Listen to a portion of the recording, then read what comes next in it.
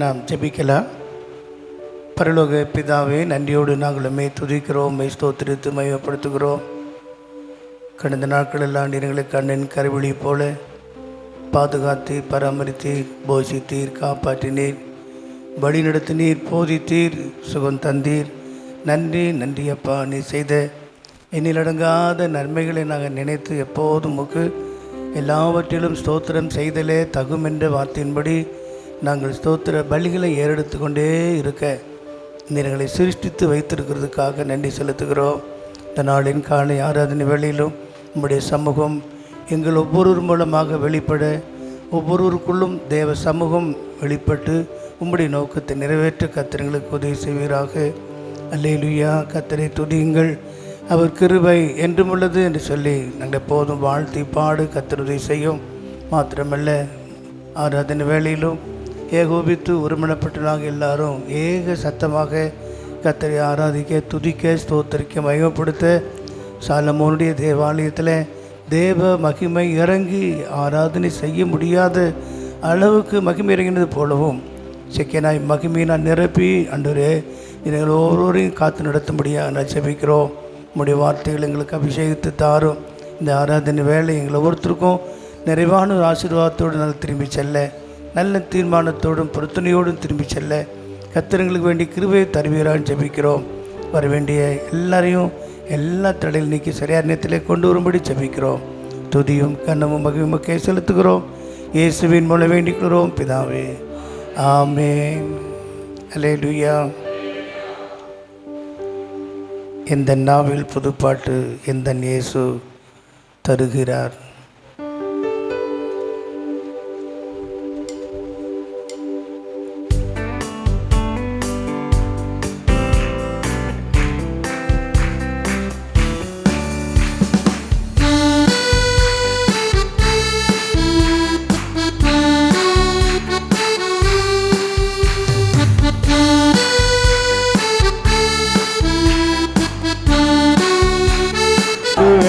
உயிருள்ள நாள் வரையில் நாவில் புதுப்பாட்டு இந்த இயேசு தருகிறார். இந்த நாவில் புதுப்பாட்டு இந்த இயேசு தருகிறார்.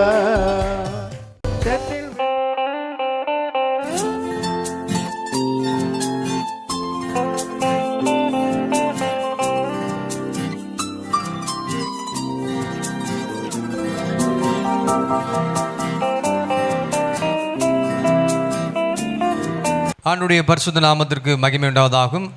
ஏசாயா தீர்க்கதரிசியின் புஸ்தகம் 2ஆம் அதிகாரம் 5ஆம் வசனத்தை நாம் மீண்டுமாக நாம் வாசி கேட்போம். யாக்கோபின் வம்சத்தாரே, யாக்கோபின் வம்சத்தாரே, கர்த்தரின் வெளிச்சத்திலே நடப்போம் வாருங்கள். கர்த்தரின் வெளிச்சத்திலே நடப்போம் வாருங்கள். ஹல்லேலூயா. கடந்த வாரத்திலிருந்து இந்த வசனத்தின் அடிப்படையிலிருந்து, இந்த வசனத்திலிருந்து சில சத்தியங்களை நான் உங்களோடு கூட பேசி கொண்டிருக்கிறேன். கடந்த வாரம் சில பேர் வந்திருக்க மாட்டீங்க. வராதவங்களுக்கு நம்ம ஜெயின் ஃபேமிலியில் இந்த மெசேஜ் நாங்கள் அப்லோட் பண்ணியிருக்கிறோம். அந்த செய்தியை நீங்கள் கேட்டு நீங்கள் அறிந்து கொள்ளுங்கள். இங்கு ஏசாயா தீர்க்கதரிசி ஆண்டவருடைய ஜனங்கள் வழி தவறி போகும் பொழுது, ஆண்டவர் விட்டு பின்வாங்கி போகும் பொழுது, அவங்க விக்கிரகங்களையும் ஐடல் வர்ஷிப்பு மற்ற எல்லா விதமான மூட பழக்க வழக்கங்களுக்கு அடிமைப்பட்டு அவங்க கத்தரை விட்டு பின்வாங்கி போனதுனால இங்கே ஏசாயா தீர்க்கதரிசி சொல்கிறாரு அந்த இஸ்ரவேல் ஜனங்களை பார்த்து, யாக்கோபின் வம்சத்தாரே, கர்த்தரின் வெளிச்சத்திலே நடப்போம் வாருங்கள் என்ற ஒரு அன்பின் எச்சரிப்பை அந்த ஜனங்களுக்கு ஏசாயா தீர்க்கதரிசி கொடுக்கிறார். இன்றைக்கு சபைக்கு ஆண்டவர் அதே எச்சரிப்பை தான், அன்பின் அழைப்பாக கர்த்தர் கொடுக்குறாரு. இங்கே வந்திருக்கிற எல்லா தேவ பிள்ளைகளும், நீங்களும் நானும், நம்ம ஏதோ ஒரு விதத்தில் நம்ம ஆண்டவரை விட்டு வழி விலகி ஆண்டுடைய வசனத்துக்கு மாறாக, ஆண்டுடைய வசனத்தை பின்பற்றாதவர்களாக, ஆண்டவருடைய வசனத்தை தெரிந்தும் அதன்படி நடக்காமல் இருக்கிறவர்கள், ஆண்டவரை விட்டு விலகி போய் கொண்டிருக்கிறவர்கள், இருளிலே போய் கொண்டிருக்கு என்பதை கர்த்தர் இந்த நாட்களிலே சபையை குறித்து அறிந்து உங்களை கர்த்தர் சொல்கிறாரு, நாம் எல்லாரும் கர்த்தரின் வெளிச்சத்திலே நடப்போம். அல்லேலூயா. கர்த்தர் இந்த நாட்களில் உங்கள் எல்லாரையும் வெளிச்சத்தின் பாதையில் கொண்டு வந்து சேர்க்க போகிறார். எத்தனை பேர் வாஞ்சிக்கிறீங்க? நிறைய பேருடைய வாழ்க்கையில் இருள் இருக்கிறனால தான் கர்த்தர் சபைக்கு பேசுகிறார். ஏதோ பேசுகிறாங்க, இதெல்லாம் தெரிஞ்ச விஷயம் தானே, சும்மா அப்படி உட்கார்ந்துட்டு இருக்கக்கூடாது. என்ன வார்த்தை கர்த்தர் சபையில் பேசுகிறாரோ அதை கேட்டு தேவ பிள்ளைகளாக நம்ம எல்லாரும் அதை சரி செய்து கொண்டு கர்த்தருடைய வெளிச்சத்தில் நடப்போம் என்று சொன்னால் கர்த்தருடைய வருகையில் நீங்களும் நானும் கைவிடப்பட்டு போகவே மாட்டோம். ஹல்லேலூயா. இங்கே இருக்கிற ஒவ்வொருவரையும் யாக்கோபின் வம்சத்தாரன்னு பார்க்குறார். யாக்கோபின் வம்சத்தாருன்னா யாருன்னா அவர் வீட்டார், யாக்கோபின் வீட்டார், சீயோன் குடும்பத்தார் இருக்கிற ஒவ்வொருவரையும் கர்த்தர் பார்த்து சொல்கிறாரு, நாம் எல்லாருமே கர்த்தருடைய வெளிச்சத்தில் நடக்க ஆண்டவர் சித்தம் கொண்டிருக்கிறார். ஆமென். இங்கே இந்த ஏசாயா தீர்க்கதரிசி ஒரு மனம் திரும்புவதற்கு ஏற்ற ஒரு அழைப்பை கொடுக்கிறாரு. அது மாத்திரமில்லை, புறஜாதிகளுக்கு முன்பதாக, உலக மக்களுக்கு முன்பதாக நீங்களும் நானும் நம்முடைய சாட்சி நம்மை காத்துக்கொள்ளணும். சபை, தேவ ஜனங்கள், நம்ம எல்லாரும் புறஜாதிகள் மக்கள் மத்தியிலும் உலக மக்கள் மத்தியிலும் நாம் சாட்சியாய் வாழணும்னு சொல்லி இங்கே ஏசாயா தீர்க்கதரிசி சொல்கிறார். ஆமென்.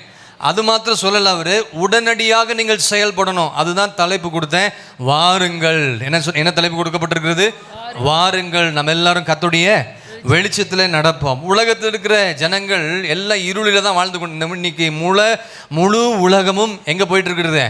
இருளில் தான் போய் கொண்டிருந்தாலும் கர்த்தருடைய ஜனங்களாகிய நீங்களும் நானும், கர்த்தருடைய வருகையை எதிர்பார்த்து கொண்டிருக்கிற நீங்களும் நானும், அவருடைய வருகையில் நாம் கைவிடப்பட்டு போகாதபடிக்கு நாம் எல்லாரும் கர்த்தருடைய வெளிச்சத்தில் நடப்போம் என்று சொல்லி இந்த 5ஆம் வசனத்தில் ஏசாயா தீர்க்கதரிசி சொல்லுகிறது நம்ம இங்கே பார்க்க முடிகிறது. இந்த யாக்கோபு வம்சத்தார், யாக்கோபுன்னா யார் தெரியுங்களா? யாக்கோபு கர்த்தரால் சிநேகிக்கப்பட்டவன்.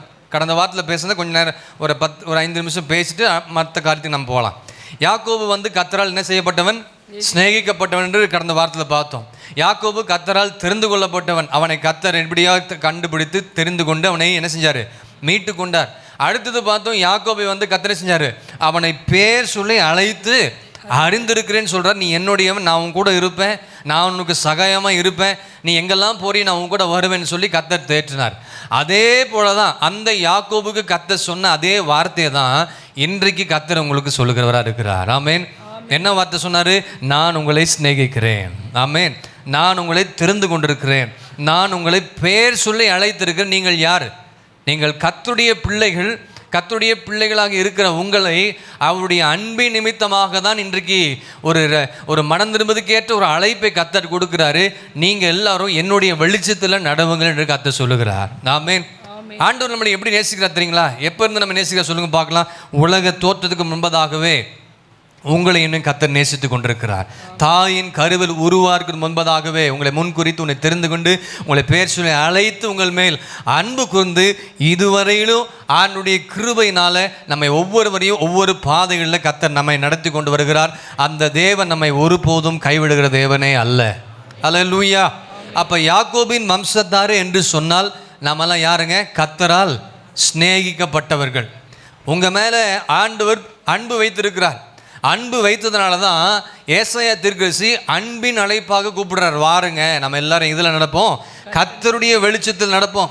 இன்றைக்கு இந்த உலகத்தில் நிறைய பேர் யோசிக்கிற காரணம் தெரியுமா? இந்த உலகத்தில் நேசிக்கிறதுக்கு யாருமே இல்லை, எனக்கு அன்பு செலுத்துவதுக்கு யாருமே இல்லை. ஆனால் உண்மையாகவே அவர் நம்ம மேலே அன்புள்ளவராக இருக்கிறார். உண்மையாக நேசிக்கிற ஒரு தேவன் இருக்கிறார் என்று சொன்னால் அவர் தான் ஆண்டவராகி இயேசு கிறிஸ்து. அல்லேலூயா. இந்த ஏசாயா 2ஆம் அதிகாரத்தில் நீங்கள் கடைசியில் பார்த்தீங்கன்னா சொல்கிறாரு பாருங்க, நாசியிலே சுவாசம் உள்ள மனுஷனை நம்புவதை விட்டு விடுங்கள், எண்ணப்படுவதற்கு அவன் ஏமாத்திரம். அப்போ உங்களை உண்மையாக நேசிக்கிற தேவன் ஒருவர் இருக்கிறார் என்பதை நீங்கள் என்ன செய்யக்கூடாது? மறந்து விடவே கூடாது. அவர் தான் யார்னா யாக்கோபின் தேவனாக இருக்கிறார். அல்லேலூயா. உங்களை நேசிக்கிற தேவன் ஒரு இருக்கிறார். உலக அன்பெல்லாம் மாய், அவருடைய அன்பு ஒருபோதும் என்ன செய்யாது? மாறாது. நான் நிறைய பேர் அன்பு செலுத்துறது எதுக்காக தெரியுங்களா? உங்ககிட்ட எவ்வளோ பணம் இருக்குதோ, உங்ககிட்ட எவ்வளோ உதவி கிடைக்குமோ, உங்ககிட்ட இருந்தெல்லாம் எவ்வளோத்தை சுருட்டிட்டு போகலாமோ அது வரைக்கும் நல்லா அன்பு செலுத்துவாங்க, நல்லா அனுபவிப்பாங்க, எல்லாம் பண்ணிப்பாங்க. ஆனால் எல்லாம் முடிச்சவ தூக்கி போட்டுட்டு என்ன செஞ்சிருவாங்க? அவ்வளோதான், அந்த அன்பு என்ன செஞ்சிடும்? மாறி போயிடும். ஆனால் ஆண்டுடைய அன்பு அப்படி இல்லை. நீங்கள் எப்பேற்பட்ட நிலைமையில் இருந்தாலும், பாவியாக இருந்தாலும் சரி, ஒடுக்கப்பட்ட நிலைமையில் இருந்தாலும் சரி, மக்களால் நீங்கள் புறக்கணித்து தள்ளப்பட்டிருந்தாலும் சரி, ஆண்டவர் நம்மை ஒருபோதும் நம்ம என்ன செய்வதில்லை, தள்ளி விடுகிற தேவன் அல்ல. அவர் தொடக்கத்திலிருந்து முடியிலும் வரைக்கும் நம்ம மேல் அன்பு கூறுகிற தேவனாகவே இருக்கிறார். அல்லேலூயா, அல்லேலூயா. அதனால தான் இன்றைக்கு கர்த்தர் சொல்றாரு, நம்ம எல்லாரும் ஆண்டுடைய வெளிச்சத்தில் நடவுங்கள். இருளில் இருக்க ஜனங்கள் ஒரு பெரிய வெளிச்சத்தை கண்டார்கள் என்று நாம் பார்க்கிறோம். பைபிளில் பலவிதமான வெளிச்சத்தை குறித்து சொல்லப்பட்டிருக்கிறது. பைபிளில் பலவிதமான வெளிச்சத்தை குறித்து சொல்லப்பட்டிருக்கிறது. ஆனால் கர்த்தராகிய இயேசு கிறிஸ்து தான் நமக்கு பெரிய வெளிச்சமாக இருக்கிறார். ஆமாம் இல்லைங்களா? மத்தேயு எழுதின சுவிசேஷம் 4ஆம் அதிகாரம் 15ஆம் வசனத்தில் பார்த்தீங்கன்னா, அங்கே இருளில் இருக்கிற ஜனங்கள் பெரிய வெளிச்சத்தை கண்டார்கள், மரண இருளின் திசையில் இருக்கிறவர்களுக்கு வெளிச்சம் உதித்தது. அந்த வெளிச்சம் யார் என்று சொன்னால் அவர்தான் ஆண்டவராகிய இயேசு கிறிஸ்து. ஹல்லேலூயா. இப்ப இருள் இருக்கிற நாம் ஆண்டவருடைய வெளிச்சத்தை கண்டோம். ஆண்டவருடைய வெளிச்சத்தை கண்டது மாத்திரமல்ல, மரண இருளின் திசையில் இருக்கிறவர்களுக்கு வெளிச்சம் ஆண்டவராகிய இயேசு கிறிஸ்து நம்முடைய வாழ்க்கையில உதித்ததுனால தான் இன்றைக்கு தேவ சபையில் நம்ம வந்து உட்கார்ந்து கொண்டிருக்கிறோம். ஏதோ தற்செயலாக நம்ம வந்து இங்கே வந்து உட்காரல, ஏதோ யாரோ கூப்பிட்டாங்கன்னு சொல்லி நம்ம உட்காரல. நம்ம இருளில் இருந்தோம். இருள் இருக்கிற நம்ம எல்லாம் கர்த்தர் மீட்டு கொண்டு அவர் நம்முடைய இருதயத்துக்குள்ளே வந்து நமக்குள்ள வாசம் செய்தபடினால தான் இன்றைக்கு சபையில் கர்த்தர் நம்மை ஒரு ஐக்கியத்துக்குள்ளாக தேவன் நம்மை கொண்டு வந்திருக்கிறார். எத்தனை பேர் ஆமென் சொல்கிறீங்க? இந்த இயேசு கிறிஸ்து வெளிச்சமாய் உதிப்பார் என்று சொல்லி 700 ஆண்டுகள் முன்பதாக ஏசாயா தீர்க்கதரிசி என்ன செஞ்சார்? தீர்க்கதரிசனமாக எழுதி வைத்திருந்தார். அதே காரியத்தை தான் நம்ம மத்தேயு எழுதின சுவிசேஷத்தில் வாசி கேட்டோம். ஏசாயா 9ஆம் அதிகாரம் 2ஆம் வசனத்தில் பார்த்தீங்கன்னா அங்கேயும் தான் சொல்லப்பட்டிருக்கிறது, இருள் இருக்கிற ஜனங்கள் ஒரு பெரிய வெளிச்சத்தை கண்டார்கள், மரண இருளின் தேசத்தில் குடியிருக்கிறவர்களுக்கு வெளிச்சம் பிரகாசித்தது என்று நான் அங்கே என்ன சொல்லப்பட்டிருக்கிறது? உதித்தது. இங்கே என்ன செய்யப்பட்டதுங்க? பிரகாசித்தது. நம்முடைய வாழ்க்கையில் ஆண்டவராகிய இயேசு கிறிஸ்து பிரகாசித்திருக்கிறார். அந்த கர்த்தராகிய இயேசு கிறிஸ்து தான் பெரிய வெளிச்சமாக இந்த முழு மனுக்குலத்துக்கும் அவர் ஒளியாக வந்தவர். யார்னா அவர்தான் ஆண்டவராகிய இயேசு கிறிஸ்து. ஹல்லேலூயா, ஹல்லேலூயா. இந்த ஏசாயா தீர்க்கதரிசி இந்த வெளிச்சத்தை குறித்து, இந்த வெளிச்சம் யாருன்னா ஆண்டவராகிய இயேசு கிறிஸ்து தான். இந்த ஆண்டவராகிய இயேசு கிறிஸ்துவை குறித்து அநேக காரியங்களை இங்கே ஏசாயா எழுதி வைத்து நாம் பார்க்கிறோம். நமக்கு ஒரு பாலகன் பிறப்பார், நமக்கு ஒரு குமாரன் கொடுக்கப்படுவார், கர்த்தத்துவம் தோள் மேல் இருக்கும், அவர் நாமம் அதிசயமானவர், ஆலோசனை கர்த்தர், வல்லமையுள்ள தேவன், நித்திய பிதா, சமாதான பிரபு எனப்படும் என்று சொல்லி அநேக தீர்க்கதரிசனமான வார்த்தைகளை அவர் பேசியிருக்கிறார். அவர் தான் நமக்கு ஒளியாக இந்த உலகத்தில் உதித்து வந்தார். ஹல்லேலூயா. உதித்து வந்தது மாத்திரமல்ல, இந்த இருளில் இருக்கிற ஜனங்கள் எல்லாம் பெரிய வெளிச்சத்தை கண்டு கொண்டார்கள். ஆமென். ஒரு ஆமென் சொல்லுங்க. இந்த இயேசு கிறிஸ்துவை குறித்து யோவான் ஸ்நானகன், ஜான் த பேப்டிஸ்ட், அவரை குறித்து நல்ல ஒரு சாட்சியை கொடுக்கிறார். என்ன சாட்சி கொடுக்கிறார்னா, இயேசு கிறிஸ்து குறித்து எப்படிப்பட்ட ஒரு வெளிச்சம் என்று பைபிள் சொல்லுது. இயேசு கிறிஸ்துவை குறித்து யோவான் ஸ்நானகன் எப்படி சாட்சி கொடுக்குறான்னு சொன்னால், எந்த மனுஷனையும் பிரகாசிப்பிக்கிற மெய்யான ஒளி இயேசு கிறிஸ்து. ஹல்லேலூயா. யோவான் எழுதின சுவிசேஷம் 1ஆம் அதிகாரத்தில் 9ஆம் வசனத்தில் பார்த்தீங்கன்னா, எந்த மனுஷனையும் பிரகாசிப்பிக்கிற மெய்யான ஒளி யாருங்க? அவர் தான் இயேசு கிறிஸ்துன்னு சொல்லி யோவான் ஸ்நானகன் இங்கே சாட்சி கொடுக்குறத நம்ம இங்கே பார்க்க முடிகிறது. ஹல்லேலூயா. அதே அடுத்தது பாருங்க, 28ஆம் வசனத்தில் பாருங்க, பக்கத்தில் அடுத்த பக்கத்தில் என்ன சொல்றாரு அவரு? மறுநாளிலே யோவான் இயேசுவை தன்னிடத்தில் வர கண்டு அவன் என்ன சொல்றாரு? இதோ உலகத்தின் பாவத்தை சுமந்து இருக்கிற தேவ ஆட்டுக்குட்டின்னு ஒரு சாட்சி கொடுக்கிறார். ஆமாவா இல்லைங்களா? 2 சாட்சி கொடுக்கிறார். என்ன சாட்சி? உலகத்தில் எந்த மனுஷனும் பிரகாசிக்கிற ஒளியே அந்த மெய்யான ஒளி இயேசு. யோவான் இயேசுவை தன்னிடத்தில் வர கண்டு, இதோ உலகத்தின் பாவத்தை சுமந்து தீர்க்க தேவ ஆட்டுக்குட்டி வருகிறார். அப்படி தானே சொல்றாரு. கடந்த வாரத்தில் அப்படி தான் நம்ம பார்த்தோம். இப்படி அநேக சாட்சி இங்கே சொல்லுங்க நான் பார்க்குறோம். இந்த எந்த மனுஷனையும் பிரகாசிப்பிக்கிற மெய்யான ஒளி அப்படின்னா என்ன அர்த்தங்க? இந்த உலகத்தில் எவ்வளவு நிர்பந்தமான ஒரு மனுஷன் காணப்பட்டாலும், எப்பேற்பட்ட ஒரு கொடூரமான ஒரு பாவியாக இருந்தாலும், சமுதாயத்தில் குடும்பத்தில் ஒதுக்கப்பட்டு புறக்கணிக்கப்பட்டிருந்தாலும் சரி, எல்லாராலும் கைவிடப்பட்ட ஒரு நிலைமையில் இருந்தாலும் சரி, அப்படிப்பட்ட தேவ பிள்ளை, அப்படிப்பட்ட ஒரு தேவ ஜனங்கள் கர்த்தர் பக்கம் திரும்பி வரும் பொழுது அவர்களுக்கு முன்பதாக கர்த்தர் அவளை பிரகாசிக்க வைப்பார். ஹல்லேலூயா. இந்த ஏராளமாக பேசுகிறவங்க, தகாத வார்த்தைகளை பேசி நீ எல்லாம் ஒன்றுமே வரமாட்டேன், உருப்பட மாட்டேன், தேவையில்லாத வார்த்தை பேசுகிறாங்க பார்த்தீங்களா? அவங்க பேசுகிற அந்த வாய்களுக்கு முன்பதாக நீங்கள் கர்த்தரோடு கூட இருந்து கர்த்தருடைய வெளிச்சத்தில் நடப்பீர்னு சொன்னால் அவர் உங்களை பிரகாசிக்க செய்ய ஆண்டவர் வல்லவராக இருக்கிறார். ஹல்லேலூயா, ஹல்லேலூயா. அப்போ இன்றைக்கி நீங்கள் நினைக்கலாம், என் வாழ்க்கையெல்லாம் பிரகாசிக்குமா, இனி என் லைஃப்லாம் எப்படி பிரகாசித்து நான் என் வாழ்க்கையில் நல்ல ஒரு ஒளி தரும் தீபங்களைப் போல பிரகாசிப்பனா என்று சொல்லி நீங்கள் ஒரு அங்கலாய்ப்போடு தேவ சமூகத்தில் வந்திருக்கலாம். ஆனால் இன்றைக்கு கர்த்தர் சொல்கிறாரு, உங்களுக்கு மெய்யான வெளிச்சத்தை கொடுக்கும்படியாக தான் கர்த்தராகிய இயேசு கிறிஸ்து இந்த பூமிக்கு பெரிய வெளிச்சமாக உதித்து வந்திருக்கிறார். ஆமென். ஆமென் சொல்லுங்களேன். ஹல்லேலூயா. ஏன் ஆண்டவருக்கு நம்ம ஒளின்னு பெயர் வைக்கிறோம்? ஏன் இயேசுவை ஒளின்னு சொல்கிறோன்னா, அவர் உண்மையான சாட்சியாக காணப்பட்டார். இயேசு எப்படிப்பட்டவராக இருந்தாருங்க? அவர் ஜீவனுள்ள சாட்சியாக இருந்தார். வெளிப்படுத்தின விசேஷம் 1 அதிகாரம் 5 வசனம் நீங்கள் போய் பார்த்துக்கொள்ளுங்க. எல்லாத்தையும் சொல்ல முடியாது, நீங்கள் போய் அந்த செய்தி நீங்கள் கேளுங்க. அங்கே சொல்லப்பட்டிருக்கிறது, ஜீவனுள்ள சாட்சியுமா இந்த பூமியில் ஆண்டவராகிய இயேசு கிறிஸ்து வாழ்ந்திருக்கிற இன்றைக்கும் அவருடைய சாட்சி குறித்து உலகமெங்கும் என்ன செய்து கொண்டிருக்கிறது? நிரூபிக்கப்பட்டு கொண்டே இருக்கிறது. ஆகவே நம்முடைய வாழ்க்கையில் ஒவ்வொரு பகுதிகளிலும் கர்த்தர் இருளையெல்லாம் நீக்கி நம்மை பிரகாசிக்க செய்ய ஆண்டவர் வல்லவராக இருக்கிறார். யோவான் ஸ்நானகன் மாத்திரம் ஆண்டவரை குறித்து சாட்சி சொல்ல, பைபிளில் அநேகர் சாட்சி சொல்லியிருக்கிறாங்க. நீங்கள் போய் பாருங்கள், பேதுரு, யோவான், நிறைய பேர், நிக்கோதேமு, நிறைய பேர் அவர் பாவமே செய்யாதவர், பாவம் இல்லை என்பவர், உண்மையாகவே நாங்கள் தீர்க்கதரிசி என்று நாங்கள் காண்கிறோம் என்று சொல்லி அநேகர் கர்த்தரை குறித்து சாட்சியாக என்ன செஞ்சுருக்கிறாங்க? சொல்லியிருக்கிறாங்க. ஆகையினால தான் நம்ம என்ன சொல்கிறோன்னா, அந்த இயேசுவை மெய்யான சாட்சியாக நிரூபிக்கப்பட்டபடினால தான் அவர் இந்த உலகத்திற்கு ஒளியாக இருக்கிறார் என்று சொல்லி நாங்கள் அறிவிக்கிறோம். அல்லேலூயா, அல்லேலூயா. ஆகவே தான் சொல்கிறார் இங்கே யார்? யாக்கோபு, ஏசாயா சொல்கிறாரு, நாம் எல்லாரும் கர்த்தருடைய வெளிச்சத்தில் நடப்போம். அந்த ஒளியாகி இயேசு கிறிஸ்துவினுடைய வெளிச்சத்தில் நடப்பதற்காக தான் கர்த்தர் நம்மை ரட்சித்து சபையில் வைத்திருக்கிறார். ஆமென்.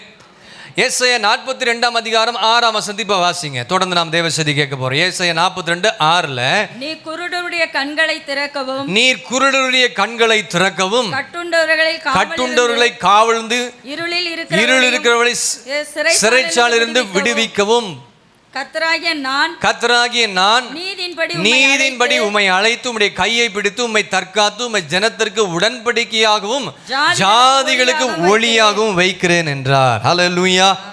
இந்த வார்த்தை ஏசாயா தீர்க்கதரிசனமாக இந்த காரியத்தை எழுதி வைத்திருக்கிறார். 6 வசனத்தை, நீர் குருடருடைய கண்களை, ஆண்டவர் கண்களை திறந்தாரா? குருடைய கண்களை திறந்தார். கட்டுண்டவர்களை காவல் என்ன செஞ்சாரு? பாவத்தினால் கட்டுண்டவர்களை விடுதலையாக்கினார். சிறைச்சாலை இருக்கிற பவுலும் சீலா அவங்க என்ன செஞ்சாங்க? சிறைச்சாலை இருக்குமா அவங்க ஜெபிக்கும் பொழுது அவருடைய சிறைச்சாலை 2ஆக என்னங்க எல்லாம் வித்தியாசமாக பார்க்குறீங்க? ஆமாம் தானே? எல்லாவற்றையும் கர்த்தர் செய்து முடித்திருக்கிறார். சிறைச்சாலைந்து அவளை விடுவித்து கொண்டு போனார். இப்படி அநேக காரியங்கள் தீர்க்கதரிசனமாக ஏசாயா எழுதி வைத்தார். அதெல்லாம் கர்த்தர் என்ன செஞ்சார்? நிறைவேற்றி முடித்திருக்கிறார். இந்த கடைசி வரியில் சொல்லப்பட்டிருக்கிறது, இருள் இருக்கிறவர்களை விடுவிக்க வல்லவராக இருக்கிறார். அப்போ வெளிச்சத்துக்குள்ளே நீங்கள் வரணும்னா உங்கள் வாழ்க்கையில் இருள் விலகினாதான் உங்கள் இருதயத்துக்குள்ளே வெளிச்சம் வரும். உங்கள் ஆவிக்குரிய வாழ்க்கையில் வெளிச்சம் ஆண்டவராக இயேசு கிறிஸ்து உதிக்க முடியும். ஆமேன், ஆமேன் சொல்லுங்க. அப்போ பைபிளில் அநேக இருளை குறித்து சொல்லப்பட்டிருக்கிறது. கடந்த வாரத்தில் பாவம் என்கிற இருளை குறித்து நாம் பார்த்தோம். ஆமாம் இல்லையா?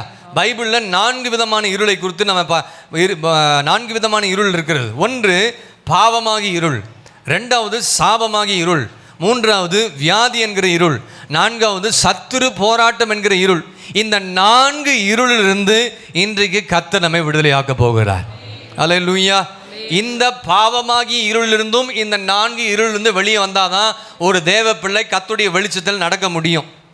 இதில் நிறைய பேர் இருக்கிறனால தான் நம்ம உலக காரியங்களுக்கும் உலகத்தின் இந்த இஸ்ரவேல் ஜனங்கள் எப்படி வழி தவறி போனாங்களோ அது போல தான் இன்றைக்கி நிறைய விசுவாசிகள் சத்தியத்தை கேட்குறாங்க, வசனத்தை கேட்குறாங்க, இதுதான் சத்தியம் தெரியுது. ஆனாலும் வழி தவறி போகிறதுனால தான் கர்த்தர் சொல்கிறாரு, நீங்கள் கர்த்தருடைய வெளிச்சத்தில் நடங்கள். என்ன செஞ்சாங்க அந்த யாக்கோபின் வம்சத்தை தெரியுங்களா? 6ஆம் வசனத்தில் பார்த்தீங்கன்னா, யாக்கோபு 2ஆம் அதிகாரத்தில் பாருங்கள், 6ஆம் வசனம் நான் சொல்கிறதை மட்டும் நீங்கள் கவனிங்க. 6ஆம் வசனத்தில் பார்த்தீங்கன்னா, யாக்கோபின் வம்சத்தாராகி உம்முடைய ஜனத்தை என்ன செஞ்சார்? கை நெகிழ்ந்தீர். அவளை என்ன செஞ்சார்? கை நெகிழ்ந்தீர். அவர்கள் என்ன செஞ்சாங்கன்னா, கீழ்த்திசையாரின் போதகத்தால் நிறைந்து பெலிஸ்தரை போல நாள் பார்க்கிறவர்களாக இருந்து என்ன பார்க்குறாங்க? நாள் பார்க்கறது, அதை பார்க்கறது, இதை பார்க்கறது, இதெல்லாம் உண்மையான கிறிஸ்துவர்களே கிடையாது. அதனால தான் சொல்கிறாரு, நீங்கள் கர்த்தருடைய வெளிச்சத்தில் நடவுங்க. நீங்கள் இருளான ஒரு பாதையில் போய் கொண்டிருக்கிறீங்க.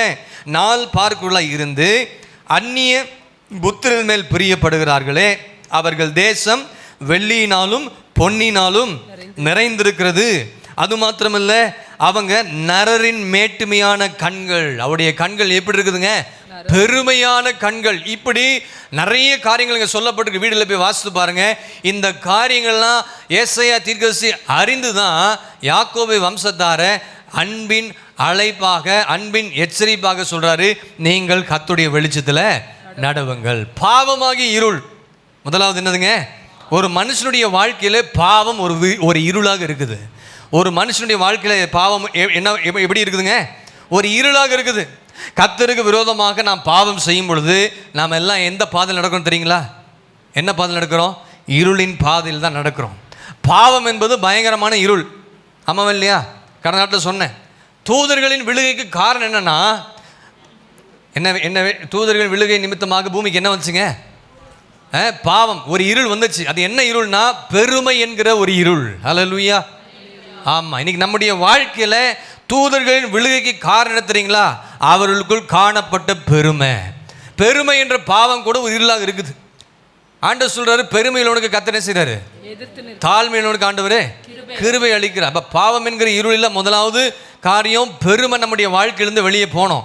ரெண்டாவது குறித்து பார்த்தோம், தன் சகோதரனை பகைக்கிறவன் இருளில் நடக்கிறான். சகோதரனுக்குள்ள பகை, சகோதரிக்குள்ள பகை இப்படிலாம் இருந்துச்சுன்னா நீங்கள் கர்த்தருடைய வார்த்தையிலையும் வசனத்தில் உண்மையான கிறிஸ்தவனே கிடையாது. நீ கர்த்தருடைய வெளிச்சத்தில் நடக்கல, நீங்கள் எதில் நடக்கிறீங்கன்னா இருளிலே நடக்கிறீங்க. அடுத்தது பார்த்தோம், மூடன் இருளில் நடக்கிறான். யாருங்க? பைபிள் நாலேஜ் உள்ளவங்க இருளில் நடக்க மாட்டாங்க. பைபிள் நாலேஜ் இருந்தும் அவங்க இருளில் நடந்தால் வசனம் என்ன சொல்லுது அவங்களை குறித்து? பிரசங்கி 2ஆம் அதிகாரம் 14ஆம் வசனத்தில் மூடனோ இருளிலே நடக்கிறான். முதல் பெருமை நிமித்தமாக அவன் விழுந்து போகிறான். ரெண்டாவது 1 யோவான் 2ஆம் அதிகாரம் 9-11 வசனத்தில் பார்த்தோம், தன் சகோதரனை பகைக்கிறவன் இருளிலே நடக்கிறான். மூணாவது பிரசங்கி 2:14 மூடனோ இருளிலே நடக்கிறான். 1 யோவான் 1ஆம் அதிகாரம் 6ஆம் வசனத்தில் பார்த்தோம், ஆண்டவரோடு கூட ஐக்கியமாக இருக்கிற என்று சொல்லியும் சத்தியத்தின்படி நடக்காமல் பொய் சொல்லுவனா இருந்தால் அவன் எதில் நடக்கிறார்கள்? இருளிலே நடக்கிறாங்க. சத்தியத்தை அறிந்தும் ஆண்டவரோடு நாங்கள் ஐக்கியமாக இருக்கிறோம் அப்படின்னு சொல்லிட்டு சத்தியத்தின்படி உபதேசத்தின்படி நடக்காம பொய் சொல்லுவனா இருந்தால் அவங்கெல்லாம் எதில் நடக்கிறாங்க? இருளில் நடக்கிறாங்க. யோவான் 8:12 பார்த்தோம். என்ன பார்த்தோம்? இயேசுவை பின்பற்றாதவன் என்னை பின்பற்றுகிறவன் இருளிலே நடவாமல் அவன் ஜீவ ஒளியை என்ன செய்வான்? அடைந்திருப்பான் என்று இயேசு சொன்னார். அப்போ இந்த வசனத்துக்கு என்ன அர்த்தம்னா, இயேசுவை பின்பற்றாதவர்கள் அவங்கெல்லாம் எந்த பாதையில் நடக்கிறாங்கன்னா இருளான பாதையில் நடக்கிறாங்கன்னு நம்ம பார்த்தோம். அடுத்தது பார்த்தோம், யோவான் 12:35 இருளிலே நடக்கிறவர்கள் தாங்கள் போகும் வழி இன்னதென்று அறியாமல் இருக்கிறார்கள். இப்படி அநேக காரியங்கள் நம்முடைய வாழ்க்கையில் காணப்பட்டதாக நம்ம கடந்த வாரத்தில் பார்த்தோம். பாவம் என்கிற இருள், இந்த பாவம் என்கிற இருளில் இந்த 6 காரியத்திலிருந்து நம்ம என்ன செய்யணும்? தேவ பிள்ளைகளாக எல்லாரும் நம்ம என்ன செய்யணும்? இந்த 6 காரியத்திலிருந்து நம்ம வெளியே வர வேண்டும். ஒன்று சொல்லுங்க பார்க்கலாம். 1 பெருமை, 2வது பகை, 3வது மூடன், 4வது கர்த்தருடைய வெளிச்சத்தில் ஐக்கியமாக இருந்த வசனத்தில் நீங்கள் நடக்கலைன்னா நீங்கள் இருளில் நடக்கிறீங்க. 5வது இயேசுவை நீங்கள் பின்பற்றல, இருளில் நடக்கிறீங்க. கடைசியாக சொல்லப்பட்டிருக்கிறது, இருளான பாதைகளில் நடக்கிறவங்க அவங்க தாங்கள் போகிறவள் இன்னதென்று அறியாமல் எங்கே போகிறாங்க? பாதாளத்துக்கு போகிறவர்களாக இருக்கிறாங்க. இந்த 6 காரியத்திலேருந்து நீங்கள் வெளியே வரணும். பாவமாகி இருள், 6 பாவமாகி இருளிருந்து நீங்கள் வெளியே வந்தால் அந்த ஒளியாகி இயேசு உங்களுக்குள் வருவதற்கும், அந்த ஒளியாகி இயேசு உங்களை பிரகாசிக்க செய்வதற்கும், கர்த்தருடைய வெளிச்சத்தில் நடப்பதற்கும் இந்த 6 பாவமாகி இருளை விட்டு நீங்கள் வெளியே வரணும். அல்லேலூயா. இதோடு தான் கடந்த வாரத்தில் முடித்தோம். ஆமாம் இல்லைங்களா? இந்த 6 பாவமான இருளை விட்டு வெளியே வருவதற்கு நாம் என்ன செய்யணும்? 1 பாவத்தை ஒத்துக்கொள்ளணும். ஒன்று என்னதுங்க? 1 பாவத்தை ஒத்துக்கொள்ளணும். 2வது பாவத்துக்காக மனஸ்தாபப்படணும். 3வது பாவத்திற்காக கண்ணீர் விடணும். 4வது பாவத்தை விட்டு விடுவேன் என்று தீர்மானம் பண்ணணும். அல்லேலூயா.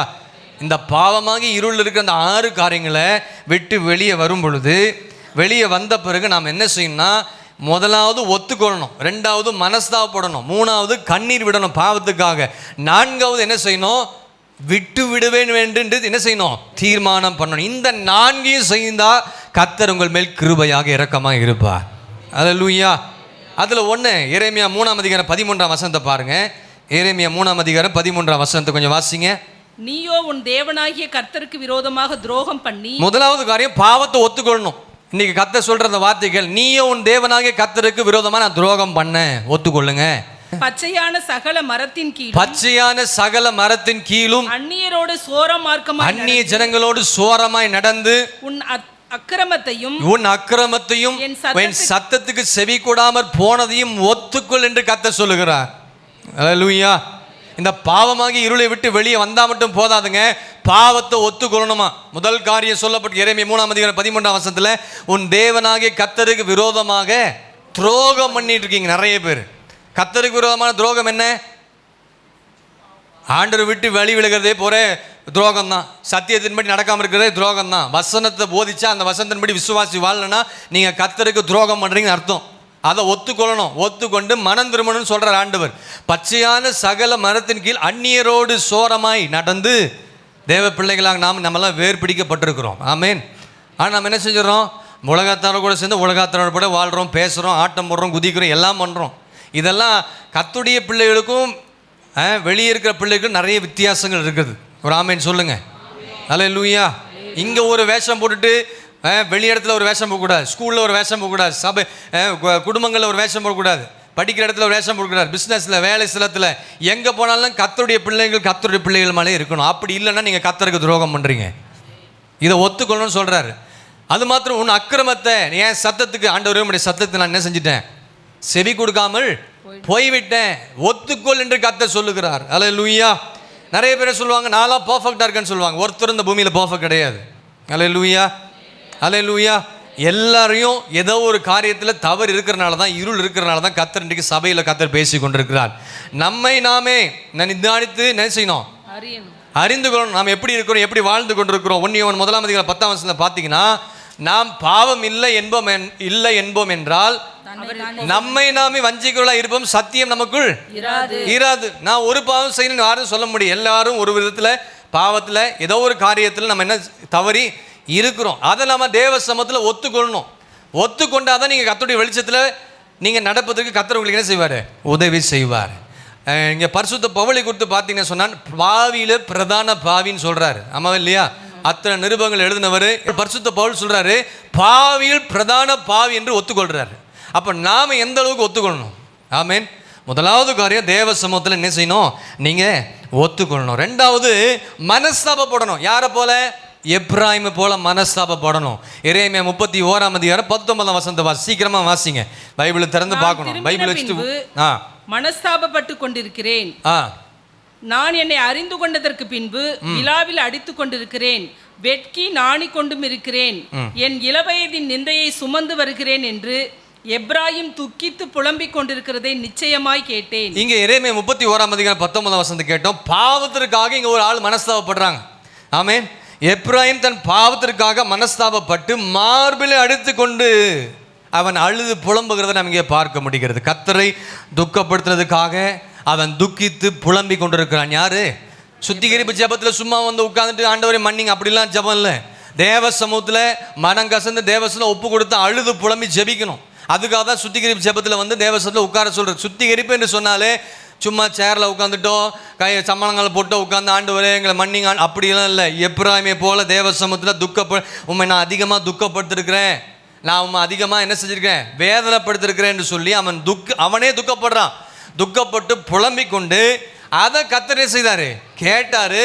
கேட்டது மாத்திரமல்ல, எப்ராயிம் ஜெபிக்கிறதை கர்த்தர் பார்க்கிறாரு. அதே போல நீங்களும் நானும் தேவ சமூகத்தில் மனஸ்தாபப்பட்டு நம்முடைய காரியங்களை அறிக்கை செய்கிறவர்களாக காணப்படணும். அல்லேலூயா. 18 பார்த்தீங்கன்னா சொல்றாரு, நீர் என்னை தண்டித்தீர், நான் பணியாத மாடு போல். அப்படின்னு என்ன பணியாத மாடுன்னு என்னங்க? பணியாத மாடுன்னா தேவ சத்தத்துக்கு கீழ்ப்படியாத சிலர்லாம் இருப்பாங்க பார்த்தீங்களா, அதை அவங்களுக்கு தான் சொல்ல பணியாத மாடு.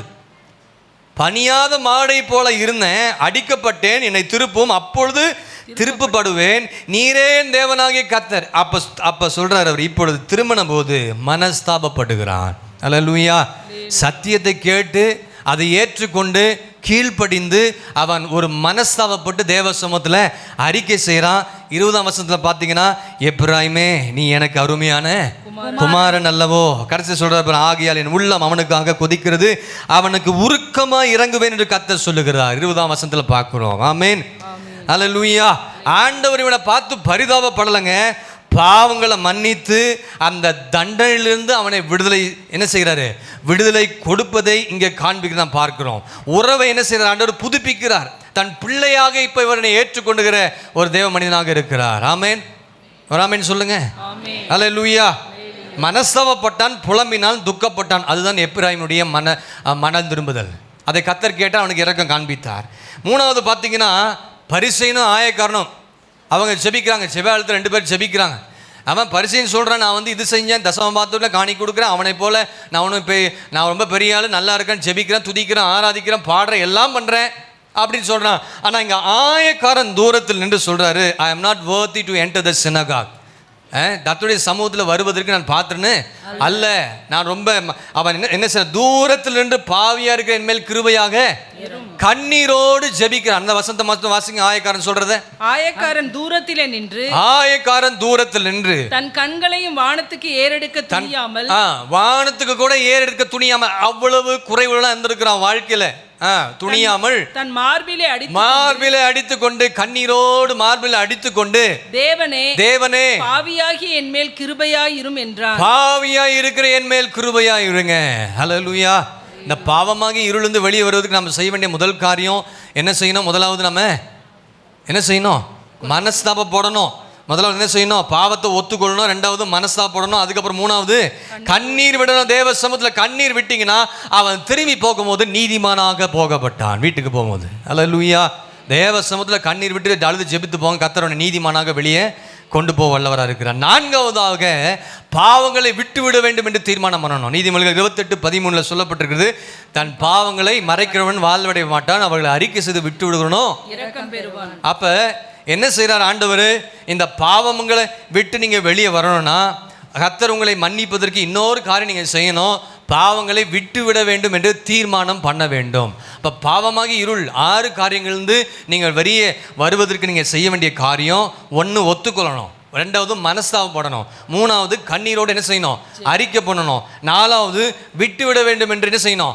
அறிக்கை பண்ணணும். அப்படி அறிக்கை பண்ணும் பொழுது தேவ சமூகத்தில் கர்த்தர் உங்களுக்கு இரக்கம் பாராட்டுகிற தேவனாக இருப்பார். ஆண்டவர் சொல்றாரு, கிழக்குக்கும் மேற்குக்கும் எவ்வளவு தூரமோ அவ்வளவு தூரமாய் நம்முடைய பாவத்தை நம்ம விட்டு அகற்றினார். யாரெல்லாம் இப்படி ஜெபம் பண்ணி சுத்திகரித்துக் கொள்றாங்களோ அவங்க வாழ்க்கை இருக்கிற எல்லா பாவமாக இருளை கர்த்தர் மாற்ற வல்லவராக இருக்கிறார். கர்த்தர் உங்களை ஒவ்வொருவரையும் நேசிக்கிறார். ஆமென். உங்க ஒவ்வொருவரையும் ஆண்டவர் நேசிக்கிறார், உங்களை கைவிடலை. உங்களை நேசிக்கிறதுனால தான் சொல்றாரு, பாவமாகி இருளை விட்டு நீங்க என்ன செஞ்சிருங்க? வெளியே வாங்க. ஆமென். அன்பு திரளான பாவங்களை மூடுமா மூடாதா? அப்ப இந்த நாளில் தேவ சமூகத்தில் எந்த மனுஷனையும் பிரகாசிப்பிக்கிற மெய்யான ஒளி, அந்த ஒளியாக இயேசுவிடத்துல போய் இந்த 4 காரியங்களை செய்யுங்க. கர்த்தர் நிச்சயமாகவே உங்க வாழ்க்கையில பிரகாசிக்க செய்வார். உங்களுடைய சுக வாழ்வை கர்த்தர் சீக்கிரமாக துளிர்க்க செய்ய ஆண்டவர் வல்லவராக இருக்கிறார். ஆகவே தான் சொல்றார் ஏசாயா தீர்க்கதரிசி, இந்த பாவமாக இருளை விட்டு வெளியே வாங்க, நாம் கர்த்தருடைய வெளிச்சத்தில் நடப்போம். கர்த்தர் நமக்கென்று ஒரு தீபத்தை கர்த்தர் ஏற்ற போகிறார். எத்தனை பேர் ஆமென் சொல்றீங்க? என் வாழ்க்கையில் இருக்கிற இருளெல்லாம் அகற்றி நம்முடைய வாழ்க்கையில ஒரு விளக்கை கர்த்தர் ஏற்ற, தாவீதுடைய வாழ்க்கையில கர்த்தர் ஏற்றினது போல நம்முடைய வாழ்க்கையில் கர்த்தர் ஒரு விளக்கை கர்த்தர் ஏற்ற வல்லவராக இருக்கிறார். ஹல்லேலூயா. அப்ப பாவ இருளை நீக்குவதற்காக தான் ஆண்டவராகிய இயேசு கிறிஸ்து இந்த உலகத்துக்கு வந்தார். ஆமென். 2வது என்னது? சாபமாகிய இருள். ஒரு மனிதனுடைய வாழ்க்கையில சாபம் ஒரு இருளை போல வருது. ஆமாவா இல்லையா? என்னவோ தெரில, என்ன இது எதனால் நடக்குதுன்னு எனக்கு தெரில, ஏதோ என் குடும்பத்தில் இருக்குது அப்படின்னு சொல்லலாம் சொல்கிறத நீங்கள் கேட்டிருப்பீங்க. 2வது காரியம், இருளிலிருந்து நம்ம விடுவிப்பது 2வது காரியம் சாபமாகி இருள். உபாகமம் 28ஆம் அதிகாரம் 29ஆம் வசனத்தை ஒருத்தர் வாசிங்க. அதுக்கப்புறம் நான் சொன்ன பிறகு 15ஆம் வசனத்தை ஒருத்தர் வாசிங்க. முதலாவது 29ஆம் வசனம். குருடன் அந்தகாரத்திலே தடவி திரிகிறது போல நீ பட்டப்பகலிலே தடவி கொண்டு திரிவாய். உன் வழிகளில் ஒன்றும் உனக்கு வாய்க்காதே போம். ஆமா, சாபம் இருந்துச்சுன்னா உன் வழிகளில் உனக்கு ஒன்றும் என்ன செய்யாது? வாய்க்காமல் போகும். உதவி செய்வார் இல்லாமல் நீ என்னாலும் ஒடுக்கப்படுகிறவனும் பறி கொடுக்கிறவனுமாய் இருப்பாய். ஆமென். இந்த சாபமாகி இருள் ஏன் இப்படி வருது தெரியுங்களா? ஏன் வருது தெரியுங்க? 15ஆம் வசனத்தை வாசி சொல்லும், நீ அவருடைய சத்தத்திற்கு செவி கொடுக்காமல் போனால் இன்று நான் உனக்கு விதிக்கிற உன் தேவனாகிய கர்த்தருடைய எல்லா கற்பனைகளின்படியும் கட்டளைகளின்படியும் நடக்க கவனமா இருக்கிறதற்கு அவர் சத்தத்திற்கு செவி கொடாத அவருடைய சத்தத்திற்கு செவி கொடாமல் போவாயாகில் இப்பொழுது சொல்லப்படும்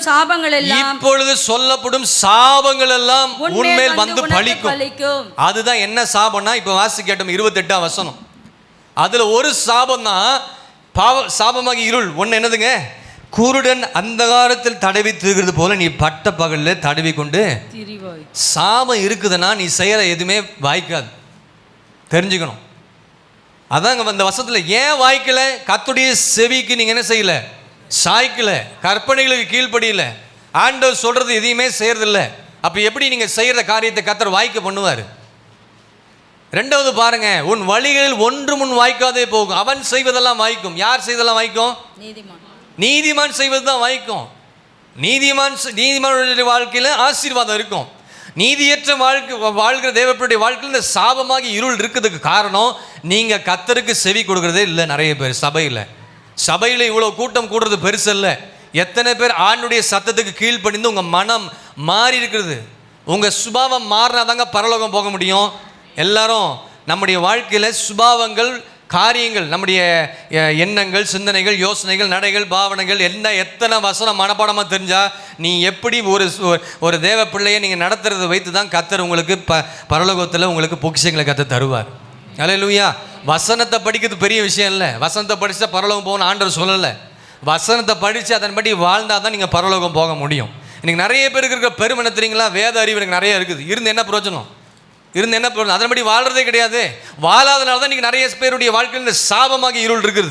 இந்த குருட்டாட்டமான வாழ்க்கை எப்படி வந்துச்சுன்னா கர்த்தருடைய சத்தத்துக்கு செவி கொடுக்கல. ஆனால் இன்றைக்கு நீங்கள் கர்த்தருடைய சத்தத்துக்கு செவி கொடுப்பீர் என்று சொன்னால் இந்த சாபமாக இருளை உங்களை விட்டு கர்த்தர் நீக்குவார்.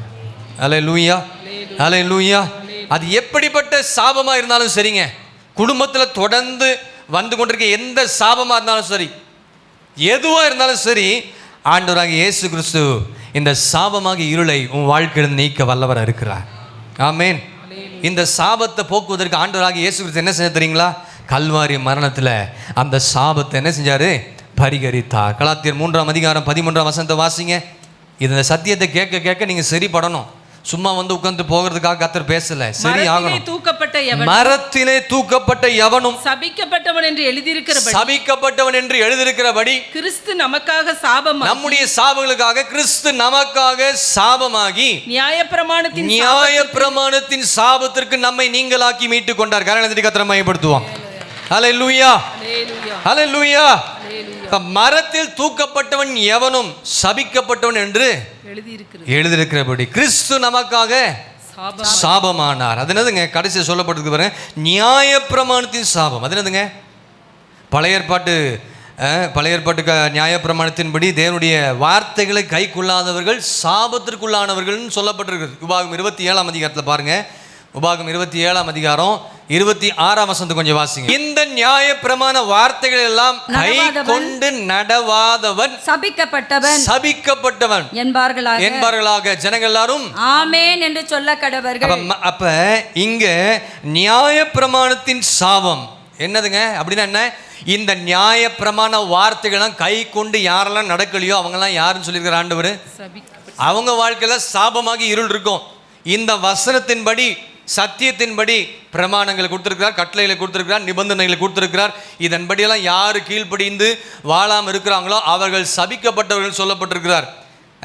அது மாத்திரமல்ல, அடுத்த வசனம், நம்மை நீங்களாக்கி, இந்த சாபத்திற்கு நம்மை நீங்களாக்கி, நாம் செய்த குற்றத்திற்கு, நாம் செய்த தப்பிதங்களுக்கு நாம் கீழ்ப்படியாதனால ஆண்டவராகிய இயேசு கிறிஸ்து இந்த சாபம் என்ற அடிமைத்தனத்திலிருந்து கல்வாரி சிலுவையில் இந்த சாபத்தை வெற்றி சிறந்தார். ஒரு ஆமென் சொல்லுங்க. அல்லேலூயா. அததான் கல்வாரி சிலுவையில் நமக்காக ரத்தத்தை சிந்தி விலைக்கிரயம் கொடுத்து நம்ம எல்லாரும் இந்த சாபத்தில் நம்ம என்ன செஞ்சார்? ஆண்டவர் மீட்டு கொண்டு. அதான் பாடுறோம், பாவங்கள் போக்கவே சாபங்கள் நீக்கவே பூலோகம் வந்தார்னு பாடுறோம். அது மாத்திரமில்ல, இந்த சாபமாகி இருளிருந்து நீக்கின பிறகு அங்கே அடுத்த வசனத்தை பாருங்க. ஆபிரகாமுக்கு உண்டான ஆசீர்வாதம் கிறிஸ்து இயேசுவினால் புறஜாதிகளுக்கு வரும்படியாகவும் ஆவியை குறித்து சொல்லப்பட்ட வாக்குத்தத்தத்தை நாம் விசுவாசத்தினாலே பெறும்படியாக இப்படி ஆயிற்று. அல்லேலூயா. அப்ப இயேசு நம்ம சாபத்தெல்லாம் அவர் சிலுவையில் எடுத்துக்கொண்டு அதற்கு பதிலாக ஆபிரகாமின் ஆசீர்வாதங்களை கர்த்தர் நமக்கு கொடுக்கிறவராக இருக்கிறார். ஒரு ஆமென் சொல்லுங்க. இந்த சாபமாக இருளை கர்த்தர் சிலுவையில் வெற்றி சிறந்தார். நம்முடைய வாழ்க்கையில் சாபமாக இருள் வந்ததுக்கு காரணம் வார்த்தைக்கு செவி கொடுக்காதனால தான் சாபம் வந்திருக்கு. இந்த சாபம் விலகி ஓடனா யாரெல்லாம் உபாகம் 28ஆம் அதிகாரம் முதல்வர் சொல்லப்பட்டது போல ஆசீர்வாதமான ஒரு வாழ்க்கை, ஆசீர்வாதமான இருள், ஆசீர்வாதமான ஒரு பாதையில் நீங்கள் செல்லணும்னா கர்த்தருடைய வார்த்தை கற்பனையின்படி செவி கொடுத்து வாழ்ந்தால் பூமியில் சகல ஜாதிகளும் கர்த்தர் உங்களை செய்வார், மேன்மையாக கர்த்தர் வைப்பார். அல்லேலூயா, அல்லேலூயா. உங்களை யாரெல்லாம் சபிக்க வராங்களோ அவங்களை அதுக்கு முன்பதாகவே கர்த்தர் என்ன செய்வார், எச்சரிப்பார். ஆமாம் இல்லைங்களா? ஒருத்தவங்களை சபிக்க வரான், உங்களுக்கு விரோதமாக பேச வரான்னு சொன்னால் நீங்கள் கர்த்தரோடு கூட இருப்பீங்கன்னா, நீங்கள் கர்த்தருடைய பிள்ளைகளாக இருப்பீங்கன்னா, பிள்ளையாமை எச்சரித்தது போல என்ன செய்வார், இஸ்ரவேல் ஜனங்களை அவன் சபிக்கும்படியாக வந்தான். ஆனால் அந்த சாபத்தை அந்த ஜனங்கள் மேல் கர்த்தர் அன்பாக இருந்தபடினால அந்த சாபத்தை கர்த்தர் ஆசீர்வாதமாக மாற்றினார். அல்லேலூயா, அல்லேலூயா. இப்போ சாபமாகி இருள் கர்த்தர் நம்ம வீட்டு இந்த நாளில் நீக்க போகிறார். அதை நீக்குவது மாத்திரமில்லை, ஆபிரகாமுக்கு கொடுத்த ஆசீர்வாதத்தை கர்த்தர் தர வல்லவராக இருக்கிறார். அல்லேலூயா, அல்லேலூயா. எத்தனை பேர் விசுவாசிக்கிறீங்க? அப்போ இன்றைக்கு இந்த பாவமாக இருளையும் சாபமாக இருளையும் உங்களை விட்டு உங்கள் குடும்பத்தை விட்டு என்ன செய்வார், நீக்க ஆண்டவர் வல்லவராக இருக்கிறார். ஆமென். அடுத்தது மூன்றாவதாக சொல்லப்பட்டது வியாதி என்கிறதான இருள். இன்னைக்கு எங்கே பார்த்தாலும் வியாதி. என்ன இருளுங்க? வியாதி என்கிற இருள். பைபிளில் யோபுவை குறித்து நாம் பார்க்கும் பொழுது யோபுனுடைய வாழ்க்கையை பார்த்தீங்கன்னா ஆரம்பத்திலேருந்து நல்லா இருந்தார். போக போக அவரை போல பொறுமை உள்ளவர் ஒருத்தருமே இருந்திருக்கவே மாட்டாங்க. உத்தமனும் சன்மார்க்கனும் தேவனுக்கு பயந்தவருமானம் தான். அவனை மனைவி சொன்னா என்ன சொன்னான், இப்பொழுதாகிலும் தேவனை துசித்து பைத்தியக்காரி போல பேசுறேன்னு சொன்னார். யார் சொன்னார்? யோபு சொன்னார். அந்த அளவுக்கு யோபு கர்த்தர் எவ்வளோ காரியம் வாழ்க்கையில் அவன் சந்தித்தாலும் அவன் எல்லாவற்றும் பொறுமை உள்ளவனாக இருந்தார். ஆமாவா இல்லைங்களா? யோபுனுடைய வாழ்க்கையில் ஒரு பெரிய இருள் வந்துச்சு, வியாதி என்கிற இருள். யோபு 30ஆம் அதிகாரம் 26ஆம் வசனத்தை வாசிங்க. நன்மைக்கு காத்திருந்த எனக்கு, நன்மைக்கு யோபு சொல்றாரு, நன்மைக்கு காத்திருந்த எனக்கு தீமை வந்தது. தீமை வந்துச்சுங்க. வெளிச்சத்தை வர பார்த்து கொண்டிருந்த என் வாழ்க்கையில வெளிச்சம் வரும்னு பார்த்தேன், ஆனா எனக்கு இருள் வந்தது. நீங்க நிறைய பேருடைய வாழ்க்கையில என் வாழ்க்கையில வெளிச்சத்தை வர எதிர்பார்த்து கொண்டிருந்தேன், ஆனா இப்ப என் வாழ்க்கை என்ன வந்திருக்குது, தீமை இருள் வந்திருக்குன்னு சொல்றாரு யோபு. வியாதி என்கிற இருள் யோபுனுடைய வாழ்க்கையில வந்திருக்குது. ஆமாவா இல்லைங்களா? இந்த யோபுனுடைய வாழ்க்கை நீங்க கொடுத்து பார்க்கும் பொழுது அந்த 1ஆம் அதிகாரத்தில் நீங்கள் யோபு 1ஆம் அதிகாரத்தில் நீங்கள் பார்த்தீங்கன்னா அவர் எப்படியெல்லாம் செல்வ செழிப்பாக ஆரோக்கியமாக சந்தோஷமாக குடும்பத்தில் எல்லாமே இருந்தார். ஆனால் யோபுனுடைய வாழ்க்கையில் இந்த இருள் இந்த வியாதி என்கிற இருள் மட்டும் தான் வந்துச்சா? கிடையவே கிடையாது. அவன் வாழ்க்கையில் பொருளாதார இழப்பு வந்துச்சு, குடும்பங்களை இழந்தான், சரீர வியாதி வந்துச்சு. அவனுடைய சரீரம் முழுவதும் என்ன இருந்துச்சுங்க, உச்சந்தலை தொடங்கி உள்ளங்கால் வரைக்கும் கொடிய பருக்குனால அவன் உடல் பாதிக்கப்பட்டது. சாம்பலில் உட்கார்ந்து என்ன செய்யலாம், ஓட்டினால் தன்னை சுரண்டி கொள்ளும் அளவுக்கு அவன் வேதனை அடைகிறவனாக இருந்தான். அதான் சொல்றாரு, வெளிச்சத்தை பார்த்து கொண்டது எனக்கு என்ன வந்துச்சுங்க, இருள் வந்தது. அந்த யோபுடைய வாழ்க்கை இருள் என்பது வியாதி, வறுமை, பிள்ளைகளின் மரணம், சமுதாயத்தில் அவனுக்கு இருந்த கௌரவம் எல்லாமே என்ன செஞ்சிச்சு, எல்லா பிசாசு எல்லாம் முடிச்சிட்டான். ஆனால் யோபு தொடர்ந்து யார் மேலே விசுவாசம் உள்ளவனாக இருந்தார், கர்த்தர் மேல் விசுவாசம். 42ஆம் அதிகாரத்தில் பார்த்தீங்கன்னா யோபு தன்னுடைய சிநேகிதனுக்காக ஜெபிக்கும் பொழுது கர்த்தர் சிறையிருப்பை மாற்றினார். முன்னிலைமையில் இருக்க பார்க்கிலும் ரெட்டத்தனையா எல்லாவற்றையும் கர்த்தர் தந்து அவருடைய வாழ்க்கையில் இருக்க வியாதி என்ற இருளை கர்த்தர் மாற்றி அமைத்தார். ஒரு ஆமேன் சொல்லுங்க. ஹல்லேலூயா. வியாதி வந்துருச்சுன்னு சொல்லி உட்கார்ந்து என்ன செய்யக்கூடாது, புலம்பிக் கொண்டிருக்கூடாது.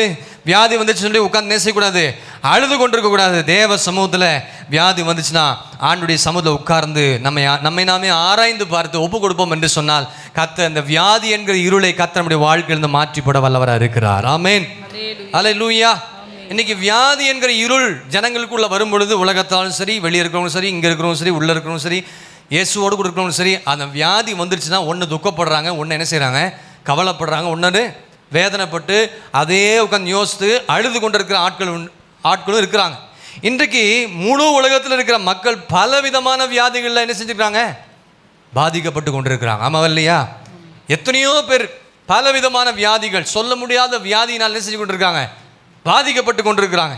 இப்படி வியாதியினால் வேதனைப்பட்டு கொண்டிருக்கிறவர்களுக்கும் வியாதியினால் துக்கப்பட்டு அழுது கொண்டிருக்கிறவர்களுக்கும் தான் இந்த மனுக்குலத்திற்கு வெளிச்சமாய் உதித்து அவருடைய வியாதிகளை போக்கும்படியாக தான் ஆண்டவராக இயேசு கிறிஸ்து இந்த உலகத்துக்கு வந்தார்.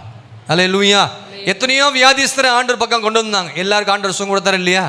எல்லாருக்கும் கர்த்தர் செஞ்சாரு, சுகம் கொடுத்தார். இந்த வியாதி என்பது இருள். 91ஆம் சங்கீதம் 6ஆம் வசனத்தில் பார்த்தீங்கன்னா இருளில் நடமாடும் கொள்ளை நோய். அப்போ இந்த கொள்ளை நோய் எங்கே வருது? இருளில் நடக்கிறவங்களுக்கு தான் இந்த நோய் வரும். வெளிச்சத்தில் நடக்கிறவங்களுக்கு சில நேரத்தில் கர்த்தரே அனுமதிப்பார். ஆனால் கர்த்தரே சில நேரத்தில் அந்த பாதையில் கொண்டு போய் அவங்களுக்கு சரி செய்யவும் ஆண்டவர் வல்லவராக இருக்கிறார். ஆமென் சொல்லுவோமா? அப்போ இருளில் தான் இப்படிப்பட்ட வியாதிகள் கிரியை செய்யுது. இப்போ முழு உலகத்திலும், உலகம் முழுவதும் இன்னைக்கு இந்த இப்படிப்பட்ட வியாதியில் சிக்கி கொண்டிருக்கிறவங்கள வேதனை தாங்க முடியாமல் இன்றைக்கு நிறைய பேர் பாருங்கள், நியூஸ் பேப்பரில் பார்த்தீங்கன்னா வயிற்று வலினால சில பலவீன நிமித்தமாக என்ன செய்கிறாங்க, வியாதியின் இருள் இருக்கிறதுனால தற்கொலை செய்து கொண்டிருக்கிறார்கள். ஆமாவா இல்லைங்களா? இந்த வியாதி வந்துருச்சு, இது குணமாக்க முடியாதுன்னு சொல்லிட்டு உடனே செஞ்சுறாங்க, உடனே போய் குச்சி தற்கொலை செய்து கொண்டிருக்காங்க. ஆனால் இப்படிப்பட்ட வியாதிகளிலும் சுகமாக்கும்படி கர்த்தராகிய இயேசு கிறிஸ்து நமக்காக சிலுவையில் பலியானார். அல்லேலூயா. அதுதான் சொல்லப்பட்டு அவருடைய தழும்புகளாலே நாம் குணமாகிறோம். அல்லேலூயா. இப்போ தேவ பிள்ளைகளாக நமக்கு ஏதாவது வியாதி பலவீனம் வந்துச்சுன்னா உடனே வார்த்தை சொல்லணும், அவருடைய தழும்புகளாலே நான் குணமாவேன். அல்லேலூயா. விசுவாசத்துலேயும் நீங்கள் சுகத்தை பெற்றுக்கலாம். தெய்வீக சுகம் இருக்குது. நீங்கள் மருந்து எடுக்கிறவங்க எடுங்க, தப்பு கிடையாது. அதுக்கு நீங்கள் மருந்து எடுத்தாகணும் நான் சொல்லலை. தெய்வீக சுகத்து இருந்தாலும் உங்களுக்கு கர்த்தர் சுகம் கொடுப்பாரு.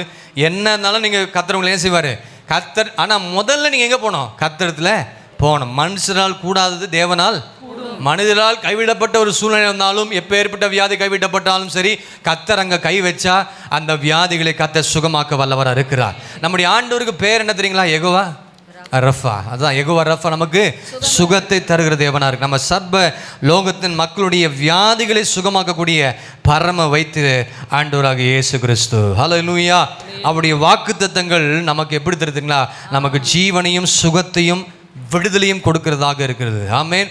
கர்த்தருடைய ஆவியானவர் எங்கே உண்டு அங்கே இந்த வியாதி என்கிற இருளிலிருந்து விடுதலை எடுக்கும். கர்த்தருடைய ஆவியானவர் உங்கள் வீட்டில் இருந்தார்னா உனக்குள் கர்த்தர் இருப்பான்னு சொன்னால் அந்த வியாதி என்கிற இருளிலிருந்து கர்த்தர் நம்ம விடுதலை ஆக்குவார். ஆமென். அதற்கு ஆண்டுடைய வாக்குத்தத்தங்கள் என்ன செய்யணும், விசுவாசிக்கணும்.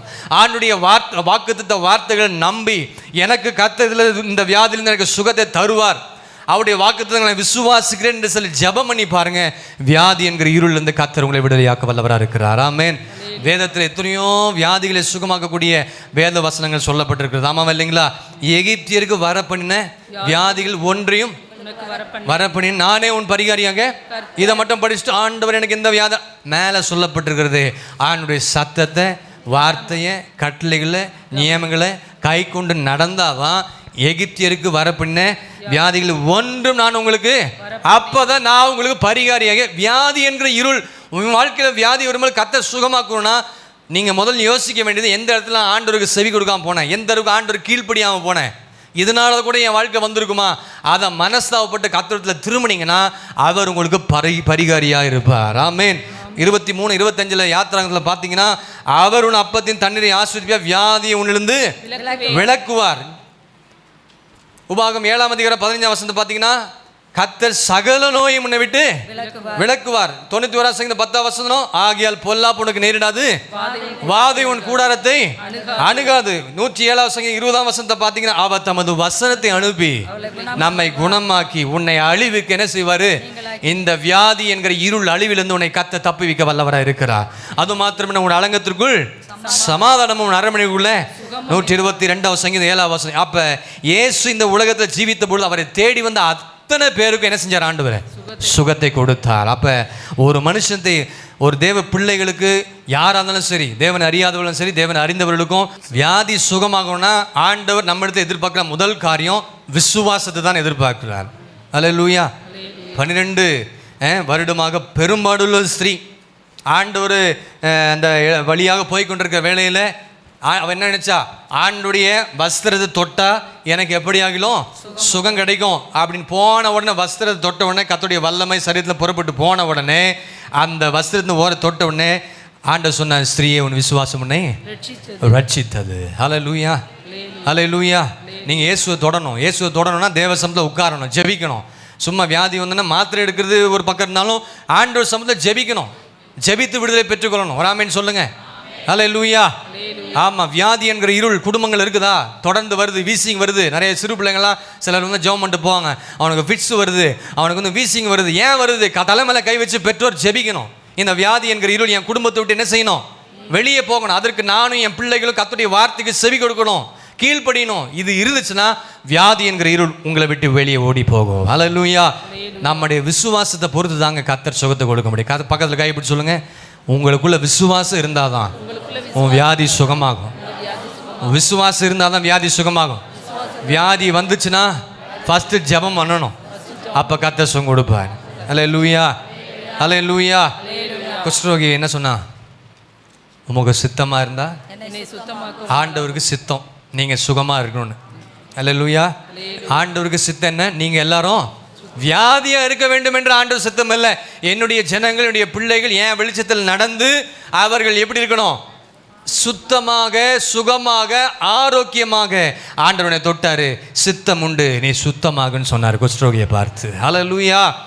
வியாதியோடு போராடி கொண்டிருக்கிறதுக்கு நமக்கு ஆண்டவர் இடம் கொடுக்கல. அது சித்தம் அல்ல, தேவ சித்தம் அல்ல. கர்த்தருடைய சித்தம் உங்களை சுத்தமாக்குவது. கர்த்தர் வியாதி என்கிற இருளை இந்த நாளில் உங்களை விட்டு விலக்குவார். அல்லேலூயா. அப்போ நம்ம செய்ய வேண்டிய காரியம், அவருடைய தழும்புகளாலே, அவர் ரத்தத்தின் வல்லமையினால் நம்ம என்ன செய்கிறோம்? குணமாக்கப்படுகிறோம். ஆமேன். இந்த ஆண்டுடைய வார்த்தை இந்த நாள் நம்ம கேட்டுக்கொண்டிருக்க இந்த வேளையில் கர்த்தர் நம்முடைய சரீரங்கள் இருக்கிற எல்லா பலவீனங்களையும் கர்த்தர் என்ன செய்வார்? நீக்குவார். நான் இன்றைக்கி காலையில் இந்த வார்த்தை தியானத்துக்கு அப்படி தான் ஜெபிச்சேன். ஆண்டவரே, இந்த சபையில் இருக்கிற யாரும் என்ன செய்யக்கூடாது? வியாதிப்பட்டிருந்தாலும் சபைக்கு வரணும். சும்மா சர்ச்சில் வராமல் எனக்கு காய்ச்சல்னு சொல்லி வீட்டில் படுத்துட்டு கூடாது. என் மகளுக்கு 2 நாளாக காய்ச்சல். நான் சொன்னாங்க, வீட்டில் முடியாமல் தான் இருந்தா, நான் இங்கே இருந்துக்கலாம் அப்படின்னு நான் சொன்னேன், இங்கெல்லாம் இருக்க வேண்டாம், நீ வா, ஆண்டவர் உனக்கு என்ன செய்வார்? சுகம் தருவார். அதனால் நான் என்ன சொல்கிறேன்னா, வியாதியாக இருந்தாலும் சபையில் உட்காருங்க, கர்த்தர் உங்களுக்கு சுகம் கொடுப்பேன். ஆமேன். வசனம் பேச பேச உள்ள கிரியை செய்யும். நான் ஜெபிக்கிறதுனா மற்றவங்க இடத்துல போய் தலையை கொடுத்து சுகம் பெற்று வரக்கூடாது. என் விசுவாசி நம்ம சபையில் வார்த்தை கேட்கணும், சுகம் பெறணும். அப்படிப்பட்ட அற்புதங்கள் என்னுடைய சபையில், கர்த்தருடைய சபையில் நடக்கணும் தான் நான் ஜெபிக்கிறேன். அந்த வரத்தை தான் ஆண்டு நான் கேட்டுக்கொண்டிருக்கிறேன். அல்லேலூயா. நிறைய பேர் அங்கே தலையை கேச்சுன்னா அங்கே என்ன எழுப்புதல் வருதோ தெரில, உடனே சுகம் அடிச்சிருது. ஆனால் நம்ம சபையிலே நம்ம விசுவாசியை பற்றி எனக்கு தானே தெரியும். ஒரு ஆமேன்னு சொல்லுங்கள். ஆமாம், நம்ம சர்ச்சில் இருக்க விசுவாசியை பற்றி நமக்கு தான் தெரியும். அங்கே போய் அங்கே சில காரியங்களை பண்ணும்போது அந்த விசுவாசி பற்றி நமக்கு தெரியும். ஆமாவே இல்லைங்களா? அப்போ இந்த சபையில் நீ கேட்குற வசனத்தை கேட்டு உண்மையாக இருந்தாலே உன் வாழ்க்கையில் இருக்க வியாதி என்கிற இருள் வெளியே போகும். இன்னொன்று என்ன தெரியுங்களா? இந்த வியாதிக்கு பின்னாடி ஒரு பிசாசு இருக்கிறான். வியாதிக்கு பின்னாடி என்ன இருக்குதுங்க? ஒரு மனுஷனுக்கு பின்னால், இந்த வியாதிக்கு பின்னால் ஒரு பிசாசின் ஆவி கிரியை செய்யுது. இந்த பிசாசின் ஆவி உள்ளே இருக்கிறதுனால தான் சில வியாதி வருது. ஆமாவா இல்லையா? ஆமாவா இல்லையா? இந்த பிசாசின் ஆவிகளை துரத்துவதற்காக தான், இந்த பிசாசின் ஆவியை துரத்துனதற்காக தான் ஆண்டவராகிய இயேசு கிறிஸ்து இந்த உலகத்துக்கு வந்தார். ஆமென். மத்தேயு 8:16 வாசிங்க. அஸ்தமனமான போது பிசாசு பிடித்திருந்த அநேகரை இயேசுவிடத்தில் கொண்டு வந்தாங்க. அவர் அந்த ஆவிகளை தமது வார்த்தையினாலே துரத்தி. என்னதுங்க? ஃபர்ஸ்ட் என்ன பண்றாரு? வியாதியை சுஸ்தமாகிறதுக்கு முன்னாடி என்ன பண்றாரு? உனக்குள்ள ஒரு ஆவி கிரியை செஞ்சு ஜெபிக்கணும். ஆமென். எதனால, எந்த பிசாசின் ஆவி என்னை பிடிச்சிருக்குதோ இந்த ஆவி இவனை விட்டு வெளியே போனோம்னு சொல்லி ஜெபி. அவர் அந்த ஆவிகளை தமது வார்த்தையினால் துரத்தி பிணியாளிகள் எல்லாரையும் சுஸ்தமாக்கினார். ஆமென். மனுஷர்கள் எவ்வளோ மருந்து மாத்திரை எடுத்தும் சுகம் இல்லாமல் போனவர்களை கர்த்தர் செய்கிறார். இங்கே பிணியாளிகள்னா சுகமே ஆக முடியாமல் இருக்கிறவர்களை அவருக்குள்ள ஒரு ஆவி பிசாசு இருக்கிறனால அந்த பிசாசின் ஆவியை துரத்தின பிறகுதான் அவர்களை கர்த்தர் சுஸ்தமாக்குகிறார். தொடர்ந்து ஒரு வியாதியாக இருக்குதுன்னா ஒரு பிசாசு ஆவியும் வீட்டில் கிரியை செய்துன்னு அர்த்தம், உன் குடும்பத்தில் கிரியை செய்துன்னு அர்த்தம். அந்த வியாதிக்கு நீங்கள் என்ன செய்யணும்? ஜெபிக்கணும். சும்மா உட்காந்துருக்கக்கூடாது. சபையில் வீடுகளை சும்மா உட்காந்துருக்கூடாது. பேர் கிறிஸ்தவங்களை போல இருக்கக்கூடாது. நல்லா கட்டி, அதுக்கு தான் அபிஷேகம் பெறணும், அதுக்கு தான் வசனம் தெரியணும். வார்த்தையை வச்சு சாட்சியின் வசனத்தினால பிசாச அப்படி ஆவி அவனுக்குள் கிரியை செய்கிற ஆவியை கடிந்து ஜெபிச்சிங்கன்னா வியாதி என்கிற வீருள் நம்மை விட்டு விலகும். நாம் சுகமடிம்படியாக கர்த்தர் கிருபை செய்வார். ஹல்லேலூயா, ஹல்லேலூயா. அப்போ சொல்வார், கர்த்தர் சகல நோயை முன்னை விட்டு விலக்குவேன். ஆமென். அந்த அசுத்தாவியை துரத்தும் போது வியாதி என்ன செஞ்சிருவான்?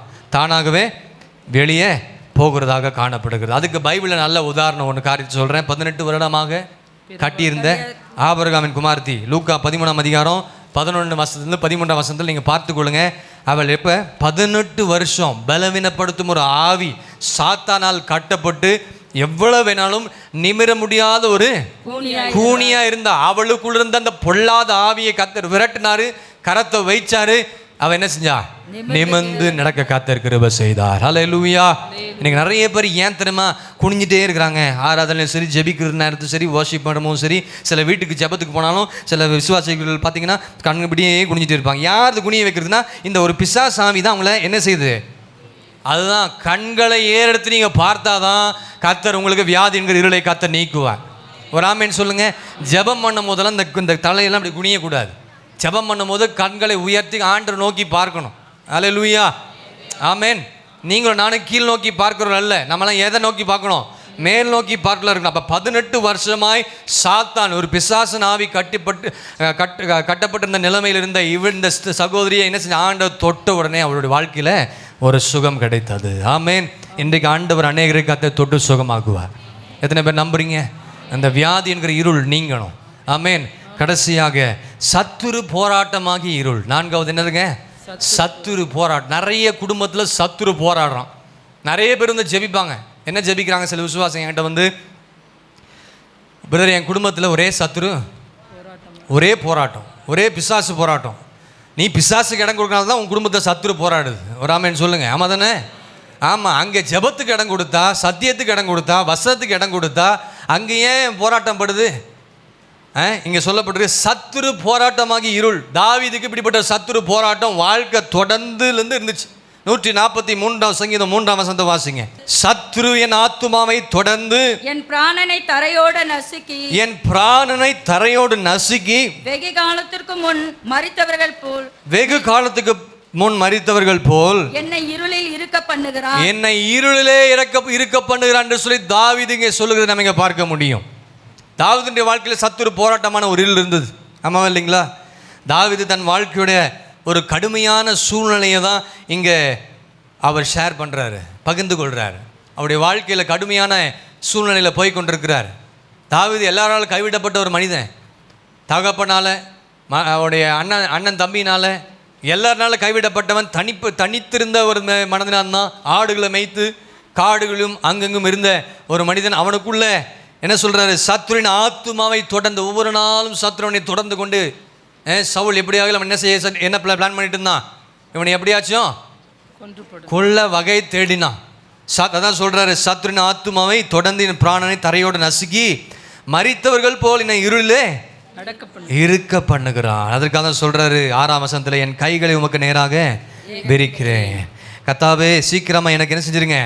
செவி கொடுங்க. என் ஆவி தோய்ந்து போகிறது, நான் ரொம்ப டிப்ரெஷனில் இருக்கிறேன்னு சொல்கிறாரு. நான் குழியில் இறங்குறவர்களுக்கு ஒப்பு கொடாதபடிக்கு முகத்தை எனக்கு என்ன செஞ்சிடாதீங்க? மறையாதிரும் அப்படி சொல்கிறார். தாவீது இந்த இருளிலே அவன் வாழ்க்கையில், இந்த தாவீதுக்கு வந்து இருளிலே அவன் வாழ்க்கையில் முடியலங்க. அவன் வாழ்க்கையில் கர்த்தர் ஒரு இருளை வெளிச்சமாக மாற்றி அமைக்க வல்லவராக இருந்தார். ஆமென் சொல்லுங்க. அல்லேலூயா. நம்முடைய வாழ்க்கையில் கூட இப்படிப்பட்ட சத்துரு போராட்டம் இருக்கும். இப்படி சத்துரு போராட்டமான இருக்கிற வேளையில் நம்ம கைகளை ஆண்டவருக்கு நேராக விரிக்கும் பொழுது, ஆண்டவர் நோக்கி நாம் ஜெபிக்கும் பொழுது, கர்த்தர் தாவீதுடைய இருளை கர்த்தர் வெளிச்சமாக மாற்றி அமைத்தார். அவன் சத்துருக்கு முன்பதாக என்ன செஞ்சார்? ஒரு பந்தியை ஆயத்தம் பண்ணி அவன் தலையை எண்ணெயினால் அபிஷேகம் பண்ணி அவன் தலையை என்ன செஞ்சார்? எல்லா சத்துருக்கள் முன்பதாக கர்த்தரை உயர்த்தி வைத்தார். அல்லேலூயா, அல்லேலூயா. அப்போ பைபிளில் அநேகருடைய வாழ்க்கையில் சில சத்துரு போராட்டங்கள் இருக்குது. ஆனால் 2 சத்துரு. ஒன்று உலக பிரகாரமான மனிதர்களே நமக்கு சத்துருவாக இருப்பான். அது ஒன்று தாவீது. உலக பிரகாரமான மனிதனும் சத்துருவாக இருப்பான். கர்த்தருடைய பிள்ளைகளாக இருக்கிற ஜனங்களும் நமக்கு விரோதமாக என்ன செய்வாங்க? சில போராட்டங்களை கொடுப்பாங்க. ஆமாம் இல்லையா? பைபிளில் 2வது பிசாசை குறித்து சொல்லப்பட்டிருக்கு. அவனும் ஒரு சத்துரு. ஒன்று பைபிளில் அழகாக நமக்கு சொல்லி 2 விதமான சத்துரு இருக்கிறாங்க. ஒன்று உலக பிரகாரமான மனிதர்கள் நமக்கு சத்துரு. 2வது பிசாசத்தை குறித்து சொல்லப்பட்டிருக்கு. அவனும் ஒரு பகுதியில் எப்படிப்பட்டவனா இருக்கிறான்? சத்ருவாக இருக்கிறான். இந்த உலக பிரகாரமான மனிதர்கள் நமக்கு சத்ருவாக எழும்பும் பொழுது ஒருவேளை நம்முடைய வாழ்க்கையில் இருள் வருமா வராதா? அந்த இருள் வருகிற வேலை தான் தாவீது சொல்கிறாரு. தாவீதுக்கு அவன் மாமனாரே ஒரு என்ன பிரச்சனை ஆகிப்போச்சு. ஆமாவா இல்லையா? தாவீதுக்கு யார் பிரச்சனை? அவன் மாமனாரே பிரச்சனை. அவன் அங்கங்கே ஓடி ஒளிஞ்சு கொண்டு இருக்கிறான். ஆனால் இவன் எதையும் செய்யாமல் பொறுமையோடு காத்து கொண்டு இருக்கிறான். அப்போ சொல்கிறார், சத்துருக்கள் கைக்கும் என்னை நீங்கி தப்புவித்திரே. எங்கே வாசிக்கிறோம்? 18ஆம் சங்கீதம் 28ஆம் வசனத்தில் அவர் அருமையாக எழுதுறாரு பாருங்க. அங்கே தேவரீர் என் விளக்கை ஏற்றுவீர், என் தேவனாகிய கர்த்தர் நீ இருளை என்ன செய்வீர்? வெளிச்சமாக்கினாரா இல்லையா? தாவீது சவுலின் கையிலும் தப்புவிக்க வல்லவராக இருந்தார். அவன் தான் ஒரு இருளாக இருந்தான் சவுலுக்கு, தாவீதுக்கு. அவன் போராட்டம் அவன் போராட்டம் சத்துரு போராட்டம் அவனுக்குள்ள வந்தபடினால தாவீது சொல்கிறாரு, தேவரீர் சிறுமைப்பட்ட ஜனத்தை என்னை நோக்கி பார்த்தி தேவரின் விளக்கை ஏற்றுவீர், என் தேவனாகிய கர்த்தர் என்னுடைய வெளிச்சமாய் நீர் மாற்றினீர். மத்தேயு 10:36 என்ன சொல்லப்பட்டிருக்கு பாருங்க. ஒரு மனுஷனுக்கு குடும்பத்தாரே என்னது? வீட்டாரே சத்ரு. நீங்க நிறைய பேர் இந்த வசனத்தை வந்து வித்தியாசமா புரிஞ்சுக்கொள்றாங்க. வீட்டாரே சத்ருன்னா ஒரு மனுஷனுக்கு சத்துருக்கள் தான் வீட்டார். குடும்பத்தில் இருக்கிறவங்கள சொல்லல ஆண்டவர். நிறைய பேர் அப்படி தான் யோசிக்கிறாங்க. குடும்பத்தில் இருக்கிற ஒரு மனுஷனுக்கு சத்துருக்கள் அவன் வீட்டாரே. அப்போ வீட்டில் இருக்கிறவங்க தேவையில்லாமல் இந்த சண்டையை மூட்டு விட்றாங்க, அவங்க தான் சத்ரு அப்படின்னு நம்ம நினைக்கிறோம். ஆண்டவருக்கு வந்து குடும்பத்தை பிரிக்க விடுக்கிற எண்ணம் கிடையாது. ஆண்டவருக்கு வந்து குடும்பத்தில் இருக்கிற ஒவ்வொருவரும் இணைந்து சமாதானமாக சந்தோஷமாக வாழ வேண்டும் என்பதுதான் ஆண்டவருக்கு பிரியம். இந்த சத்துரு போராட்டமாக இருள குடும்பத்துலேயும் நம்ம தனிப்பட்ட வாழ்க்கையில் இந்த விதைகளை விதைக்கிறது யாருன்னா சத்துரு, பிசாசு. இந்த இருளை விதைக்கிறது யாருங்க? பிசாசு தான் விதைக்கிறான். ஆமாவா இல்லைங்களா? அப்போ இங்கே அதுக்கு திருப்பி வந்து வாசிங்க. ஒரு மனுஷனுக்கு சத்துருக்கள் அவன் வீட்டாரு. புதிய ஏற்பாட்டு காலத்தில் இங்கே நமக்கு சில சத்துருக்கள் எழும்புகிறார்கள். எப்படிப்பட்ட சத்துருக்கள்னா, ஒரு மனுஷனுக்கு அவன் வீட்டாரே. எப்படி வீட்டார் சத்துருவா மாறுவாங்க தெரியுங்களா? நீ சத்தியத்துக்கு சாட்சியாக ஜீவிக்கும் போது உன் வீட்டார் சத்துருவா மாறுவாங்க. ஒரு ஆமேன்னு சொல்லுங்க. சகோதரிமார்களோ சகோதரமார்களோ யாரா ஒருத்தர் ஜபத்துக்கு போனீங்கன்னா, யாரா தடுத்து நிறுத்துனாங்கன்னா அந்த வீட்டில் இருக்கிறது யாரு? அதை தான் இங்கே சொல்கிறார் ஆண்டவர். மாமியார் மருமகள் சண்டை இங்கே சொல்லலை. அதை நினச்சிட்டு நீங்கள் யோசிச்சிருக்கீங்க வீட்டுக்குள்ள இருக்கவங்க தான் சத்துரு. அப்படி இல்லை. நீங்கள் சத்தியத்துக்கு சாட்சியாக ஜீவிக்கும் பொழுது உன் குடும்பத்தில் உன் தகப்பனும் உன் தாயும் உன் அக்காவும் உன் தம்பியோ அதுக்கு மாறாக ஏதாவது செயல்பட்டாங்கன்னா அவன் தான் சத்துரு. அந்த சத்துருவை என்ன செய்யணும்? ஒரே அடியாக போட்டு தள்ளுறது இல்லை. அந்த சத்துருவை நீங்கள் என்ன செய்யணும்? தனிப்பட்ட விதத்தில் ஜெபம் பண்ணி அந்த சத்துருவை மேற்கொள்ளணும். ஒரு ஆமேன்னு சொல்லுங்க. அல்லேலூயா. அது மாத்திரம் இல்லை, தேவ பக்தியாக நடக்க நீங்கள் தீர்மானிக்கும் பொழுது சில ஆட்கள்லாம் இருப்பாங்க பார்த்தீங்களா, சபை சர்ச்சுக்குள்ள இல்லை, உங்கள் வீட்டில் இருப்பாங்க. என்ன பெரிய ஜெபம் பண்ணுற, எதுக்கு நீ 9:30 மணிக்கு சர்ச்சுக்கு போகணும்? சபை ஆராதனை ஒழுங்க கடைபிடிங்கன்னு பல முறை நான் சொல்லிட்டேன். ஒரு ஆமேன்னு சொல்லுங்கள். ஆமாம், மற்ற இடத்துக்குலாம் ஓடுறீங்களே, 9 மணிக்கெல்லாம் போய் அதெல்லாம் செய்கிறீங்களே, வேலைக்கு போகிறீங்களே, ஸ்கூலுக்கு போகிறோம்ல, சபை ஆராதனை 9:30 மணிக்குள்ளே வரணும். நீ கனவீனப்படுத்துறீங்கன்னு அர்த்தம் ஆண்டவர். அப்போ சுவிசேஷத்திற்காக உண்மையாக நீ உன் குடும்பத்தில் நிற்கிற ஒரு நபராக இருந்தால் உன் குடும்பத்தார் உன்னை என்ன செய்வாங்க? நீ சத்தியத்துக்கு நீ நிற்கும் பொழுது சில குடும்பத்தில் இருக்க ஆட்கள் என்ன செய்வாங்க? பெரிய ஆள், இவ பெரிய சத்தியத்துக்கு நிற்கிறா, எங்களுக்கு தெரியாத வசம், அவன் தான் சத்துரு. அவன் தான் சொல்கிறாரு, ஒரு மனுஷனுக்கு சத்துருக்கள் அவன் வீட்டாரே. உலகத்தில் உங்கள் வீட்டாரே உங்களுக்கு சத்துருவாக மாறலாம். ஆமாம் சொல்லுங்கள். ஆமாம் இல்லைங்களா? பரிசுத்த பவுல் சொல்றாரு பாருங்க, சத்தியத்தை சொன்னதுனால மனைவிமார்கள் புருஷனுக்கு சில வார்த்தை எடுத்து சொல்லுவாங்க, நீ என்ன பேசுகிற எனக்கு தெரியும் அப்படின்னு போனால் அது சத்ரு. இல்லை புருஷன்மார்கள் மனைவிக்கு சில வார்த்தை எடுத்து உபதேசம் பண்ணும் பொழுது கேட்கலன்னா அவங்க யார்? சத்ரு தான். அந்த சத்ருவை நீங்கள் என்ன செய்யணுமா? வெறுக்கக்கூடாது. ஐயோ இந்த மனுஷனை ஜபத்துக்கே போட மாட்டேறான் அப்படின்னு சொல்லுவாங்க. சிலர் புருஷன்மார்கள் மனைவிமார் ஜபத்துக்கும் விடுறதில்லை. அதெல்லாம் பார்வோன் ஆவி. அந்த பார்வோன் ஆவியை என்ன செய்யணும்? கடிந்து நீங்கள் ஜெபிக்கணும். அதுதான் சத்ரு. அதுதான் வீட்டில் இருக்கிற சத்ருவே அதுதான். அந்த சத்ருவை ஆண்டவர் என்ன செய்கிறாருன்னா நேசிக்க சொல்கிறாரு. என்ன இப்படி சொல்கிறீங்க? நேசிக்க, அவன் ஜபத்துக்கு அனுப்ப பண்ணுறான், அவனை போய் இப்படி நேசிக்க முடியும்? ஆண்டவர் என்ன சொல்கிறாரு? உன் சத்துருக்களுக்கு என்ன செய்யுங்க? நன்மை செய்யுங்க, தண்ணி கொடுங்க, சாப்பாடு கொடுங்க, எல்லாம் கொடுங்க. ஆனால் அந்த சத்ரு எப்படி, அந்த வீட்டில் இருக்கிற சத்ருவை எப்படி மேற்கொள்ளணும்னா ஜபத்தால் தான் மேற்கொள்ள முடியும். ஒரு ஆமேன்னு சொல்லுங்க. ஹல்லேலூயா, ஹல்லேலூயா. பிள்ளைகளே, அப்பா அம்மா உங்களை வந்து எந்த ஜபத்துக்கும் அனுப்பாமல் சீக்கிரம் போகலாம் வாங்க அப்படி நீங்கள் கேட்டிங்கன்னா வரலைன்னா அவங்க யார்? அந்த ஆவியை நீங்கள் என்ன செய்யணும்? கடிந்து ஜெபிக்கணும். ஆமாம், நான் உங்களை குற்றம் சொல்கிறேன்னு நினைக்காதீங்க.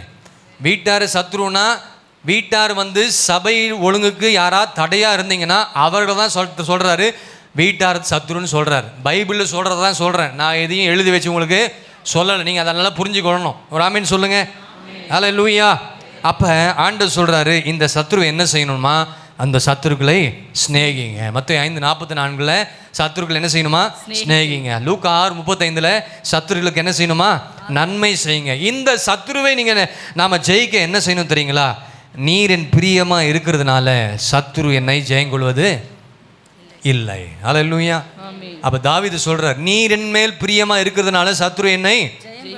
அப்போ கர்த்தர் உங்கள் மேல் பிரியமா இருந்தா எந்த சத்துரு உங்களை ஜெயிக்க.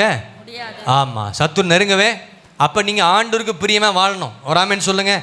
3.5 வருடம் கூடவே இருந்து ஊழியம் செய்த யூதாஸ் காரியோத், முத்தத்தினால காட்டி கொடுத்த அவனை ஆண்டவர் என்ன சொல்கிறாரு? துரோகினா சொன்னார், ஸ்நேகிதனேன்னு கூப்பிட்டுறாரு. ஸ்நேகிதனே, முத்தத்தினால என்னை காட்டி கொடுக்குற. அப்போ உங்கள் சத்துருக்களை உங்கள் உங்கள் சத்துருக்கள் உங்களுக்கு குடும்பத்தாரே சத்ருவாக இருந்தால், உலகத்திற்கு உங்களுக்கு சத்ருவாக இருந்தால் 3 காரியம் செய்யணும். 1, நேசிங்க. 2வது, நன்மை செய்யுங்க. 3வது, உன் சத்துரு பசியாக இருந்தால் அவனுக்கு ஆகாரம் கொடுங்க. அல்லேலூயா. அப்போ சத்துருக்கு முன்பதாக ஒரு காலம் வெட்கப்பட்டு போகாதபடிக்கு, சத்துருக்களுக்கு முன்பதாக உங்களுக்கு கர்த்தர் ஒரு பந்தியம் ஆயத்தம் படுத்தணும்னா நன்மை செய்யுங்க, சிநேகிங்க. பசியாக இருந்தால் அவனுக்கு என்ன செய்யுங்க? ஆகாரம் கொடுங்க. அப்பொழுது தான் உங்கள் வாழ்க்கையில் கர்த்தர் வெளிச்சத்தை பிரகாசிக்க செய்ய வல்லவராக இருக்கிறார். அல்லேலூயா, அல்லேலூயா. அதனால தான் தாவீதுடைய வாக்கியம் சொல்கிறாரு, சத்துரு போராட்டமாகி இருள் என் வாழ்க்கையில் வந்ததுனால தேவரீர் என் இருளை வெளிச்சமாக மாற்றினீர், தேவரீர் எனக்கு விளக்கை ஏற்றுவி. பிசாசு ஒரு சத்துருவாக இருக்கிறான். பிசாசு சத்துரு என்ன தரம் பண்ணுவான்? தவறான அபிப்பிராயங்களை நம்முடைய மனதில் கொண்டு வருவான். 2வது அதுதான். என்ன பிசாசு? சத்துரு பிசாசு. இந்த சத்துரு பிசாசு என்ன பண்ணுவான்னா மனதில் தேவையில்லாத கலைகளை விதைப்பான். குடும்பத்தில் நல்லா தான் குடும்பம் போயிட்டுருக்கோம், குடும்பத்தில் நல்லா தான் குடும்பம் காரியங்கள் போய்கிட்டு இருக்கோம், வாழ்க்கை நல்லா போயிட்டுருக்கோம், சபை நல்லா வாழ்ந்து போயிட்டு இருக்கோம், சகோதர ஐக்கியம் நல்லா போய்கிட்டு இருக்கோம், சகோதரருடைய ஐக்கியம் ஒழுங்காக போயிட்டு இருக்கோம். தேவையில்லாத ஒரு பிசாசு சத்துரு என்ன பண்ணுவான்னா ஒரு சகோதரிக்குள்ள சில கலைகளை விதைத்த உடனே அந்த இடத்துல என்ன வருது? பிரச்சனை வருது, சமாதான கேடு வருது, தேவையில்லாத காரியங்கள் என்ன செய்யுது? நடைபெறுது. ஏன்னா பிசாசு அப்படி தானே பண்ணா. சத்துரு பிசாசுடைய வேலை என்ன தெரியுங்களா? அவன் முதலாவது நம்ம மனதை கெடுப்பான். ஏன்னா ஆதாம் ஏவால ஆண்டவர் ஏதேன் தோட்டத்தில் என்ன செஞ்சார்? அதை பண்படுத்த வச்சிருந்தார், எல்லாத்தையும் கொடுத்தார். ஆனால் பரிசுத்த பவுல் சொல்கிறாரு, ஏவாளுடைய மனது கெடுக்கப்பட்டது போல, 2 கொரிந்தியர் 11:3 வாசிங்க. ஏவாளுடைய மனது கெடுக்கப்பட்டது போல உங்களுடைய மனதும் கெடுக்கப்படுமோ என்று நான் பயந்திருக்கிறேன்னு சொல்றார். அப்ப பிசாசாகிய சத்துரு என்ன பண்ணுவான்னு தெரியுங்களா? முதலாவது நம்முடைய மனதை கெடுப்பது தான் பிசாசுடைய வேலை. ஆமாவா இல்லையா? ஆமாம், நல்லபடியாக தான் வாழ்ந்துட்டு இருப்போம். ஏதாவது ஒரு காரியம் உங்களை சமாதானத்துக்கு எடுக்கிற மாதிரி யாராவது சொல்கிறாங்கன்னா அது பிசாசுன்னு சொல்லிடணும். எந்த வார்த்தையும் இந்த காதில் கேட்கவே கூடாது. ஒரு ஆளிலையா சொல்லுங்கள். ஆமாம், மற்றவங்களை கொடுத்து பேசுவாங்க, இவங்களை கொடுத்து பேசுவாங்க, தவறான விதைகளை களைகளை விதைச்சிட்டு போயிடுவான். உன் ஆத்துமாவும் என்ன செஞ்சிடும்? ஒன்றும் இல்லாமல் போயிடும். ஜாக்கிரதையாக இருக்கணும். அப்போ தேவனை குறித்து தவறான அபிப்பிராயம் மனதில் சாத்தான் என்ன செய்வான்? சத்துரு விதைப்பான். சபையை குறித்து தவறான அபிப்பிராயம், சத்தியத்தை குறித்து, ஊழியக்காரரை குறித்து, விசுவாசிகள் குறித்து தவறான அபிப்பிராயம். அது மாத்திரமில்லை, மிஸ் அண்டர்ஸ்டாண்டிங் வருது. அதனால் தவறான அபிப்பிராயம், ராங் ஒப்பீனியன்ஸ் வருது. இந்த தவறான காரியத்தை உங்கள் மனதில் பிசாசு புகுத்தி கொண்டே இருப்பான். அதான் சொல்கிறார் ஆண்டவர், பிசாசுக்கு இடம் கொடாமல் இருங்கள், அப்பொழுது அவனை விட்டு உங்களை ஓடி போவான். அப்போ முதலாவது உங்கள் மனது கெடுக்கப்படும் பொழுது உங்கள் ஆத்துமா வஞ்சிக்கப்படும். ஆத்துமா வஞ்சிக்கப்படும் பொழுது சரீரத்தில் பாவம் வந்துடும். அப்போ பிசாசு முதல்ல நம்ம அந்த சத்துரு பிசாசு என்ன செய்வான் தெரியுங்களா? சபையை குறித்து தவறான அபிப்பிராயம். நிறைய பேருக்கு சபையை குறித்து தவறான அபிப்பிராயம். சபையை குறித்து தவறாக பேசியிருந்தீங்கன்னா, ஊழியர்களை குறித்து தவறான அபிப்பிராயம் பேசியிருந்தீங்கன்னா அந்த குடும்பம் நல்லா இருக்காது. நிச்சயமாக சொல்கிறேன். நான் ஏதோ எங்களுக்காக சொல்ல. அதே போல் விசுவாசிக்கு விரோதமாக எதாவது பேசிட்டு தவறான காரியங்களை பேசி கொண்டீங்கன்னா உங்கள் குடும்பங்கள் பாதிக்கப்படும். நல்லா கவனமாக கேட்டுக்கோங்க. வாயின் வார்த்தை ரொம்ப எப்போவுமே நான் சொல்கிறது தான், சபையில் ஆராதனையில் மெசேஜ் இல்லை, வாயின் வார்த்தை ரொம்ப இப்போ தெரியாது, போக போக தெரியும், வருஷம் கழித்து தெரியும், 2 வருஷம் கழித்து தெரியும், 3 வருஷம் அதெல்லாம் ஒன்றும் இல்லை நினைக்காதீங்க. அதெல்லாம் மாறணும்னா தேவ சமூகத்தில் பேசின வார்த்தைகளுக்கு ஆண்டு சமூகத்தில் என்ன செய்யணும்? மன்னிப்பை நீங்கள் கேட்கணும். அல்லேலூயா. சபையை குறித்து தவறான அபிப்பிராயம் வந்துருச்சுன்னா நீங்கள் சபையில் சரியாக ஐக்கியமாக இருக்க மாட்டீங்க, ஜபத்துக்கு வர மாட்டீங்க, பிரதர்ஸுடைய ஐக்கியத்தில் இருக்க மாட்டீங்க, சகோதரருடைய ஐக்கியத்தில் இருக்க மாட்டீங்க, சண்டே ஸ்கூல் டீச்சர்ஸ் ஒரு மனமாக இருக்க மாட்டீங்க, ஒருத்தருக்கு ஏதாவது ஒன்று வாலிபருக்குள்ள ஒரு ஐக்கியம் வராத காரணம் தெரியுங்களா? தவறான அபிப்பிராயம். நீயே சரியில்லை, முதல்ல நீ சரி பண்ணிவிட்டு உள்ளே வந்து உட்கார். மற்றவனை நீ குறை சொல்கிறதுக்கு கர்த்தர் உனக்கு என்ன செய்யலை? யாருக்குமே இங்கே அதிகாரம் கொடுக்கல. 2வது, கர்த்தருடைய ஊழியக்காரை குறித்து தவறான அபிப்பிராயம் வரதுனால ஊழியக்காரர் விசாரிக்கிறது கிடையாது, ஊழியக்காரர் நேசிக்கிறது கிடையாது, ஊழியக்காரர் கூட இணைந்து ஊழியம் செய்கிறது கிடையாது. இதெல்லாம் யார் வேலைனா பிசாசு பண்ணுற வேலை. 3வது, விசுவாசிகள் இடத்துல தவறான அபிப்பிராயம். ரொம்ப விசுவாசிகள் 2 பேரும் விசுவாசி ரொம்ப ஐக்கியமாக இருக்கக்கூடாது. ஐக்கியமாக இருந்தால் பின்னாடி வெடிச்சிடும். அதனால் எந்த அளவுக்கு இருக்கணுமோ அந்த அளவுக்கு அன்பாக இருந்து விசாரிக்கணும். அதுக்கு தவறான இந்த அபிப்பிராயம்லாம் விதைக்கிறது யாருன்னா இந்த சத்ரு பிசாசு. ஒரு நாளும் தவறான எண்ணங்களுக்கு என்ன செஞ்சிடாதீங்க? இடம் கொடுக்க வேண்டாம். ஆமென் சொல்லுங்க. என்ன சொல்லப்படும்? சுத்தம் உள்ளவனுக்கு சகலமும் சுத்தமாக இருக்கும். அல்லேலூயா. ஆகவே பிசாசுக்கு எதிர்த்து நில்லுங்கள். தேவனுக்கு கீழ்ப்படிந்திருங்கள், பிசாசுக்கு அப்பொழுது அவன் உங்களை விட்டு ஆண்டவர் சொல்றார், எப்பொழுதுமே தெளிந்த கெட்சிக்கிற சிங்கத்தை போல வகை தேடி கொண்டிருக்கிறான். ஆகவே நீங்கள் எப்படி இருக்கணுமா? தெளிந்த புத்தியுள்ளாரை விழித்திருங்கள், பிசாசு எவனை விழுங்கலாம் என்று சொல்லி வகை தேடிக்கொண்டே இருக்கு. அப்போ நம்முடைய ஆண்டவராக இயேசு கிறிஸ்து இந்த 4 இருளிலிருந்து நீங்களும் நாளும் ஜெயம் பெறுவதற்காக தான் நமக்கு அதிகாரத்தை கர்த்தர் கொடுத்திருக்கிறார். ஆமென். இயேசு என்ற நாமம் அந்த அதிகாரத்தை கர்த்தர் கொடுத்திருக்கிறார், வசனத்தை கர்த்தர் கொடுத்திருக்கிறார். இயேசு எப்படி சத்துருவை ஜெயித்தாரோ, இயேசு எப்படி எல்லாம் ஜெயித்து சிலுவையில் வெற்றி சிறந்தாரோ, அதுபோல் நீங்களும் நான் என்ன செய்யணும்? உலகத்தில் இருக்கிற மனிதர்கள் நமக்கு சத்துருவாக மாறலாம், அது ஒரு இருளாக நமக்கு வாழ்க்கையை வந்திருக்கலாம். பிசாசு ஒரு இருளை உங்கள் வாழ்க்கையில் கொண்டு வந்திருக்கலாம். இந்த பிசாசின் போராட்டம் ஒரு இருளாக இருக்கலாம். ஆனால் அதை இயேசு இன்றைக்கு ஜெயிக்க கர்த்தர் உங்களுக்கு உதவி செய்ய வல்லவராக இருக்கிறார். ஆமென் சொல்லுங்க.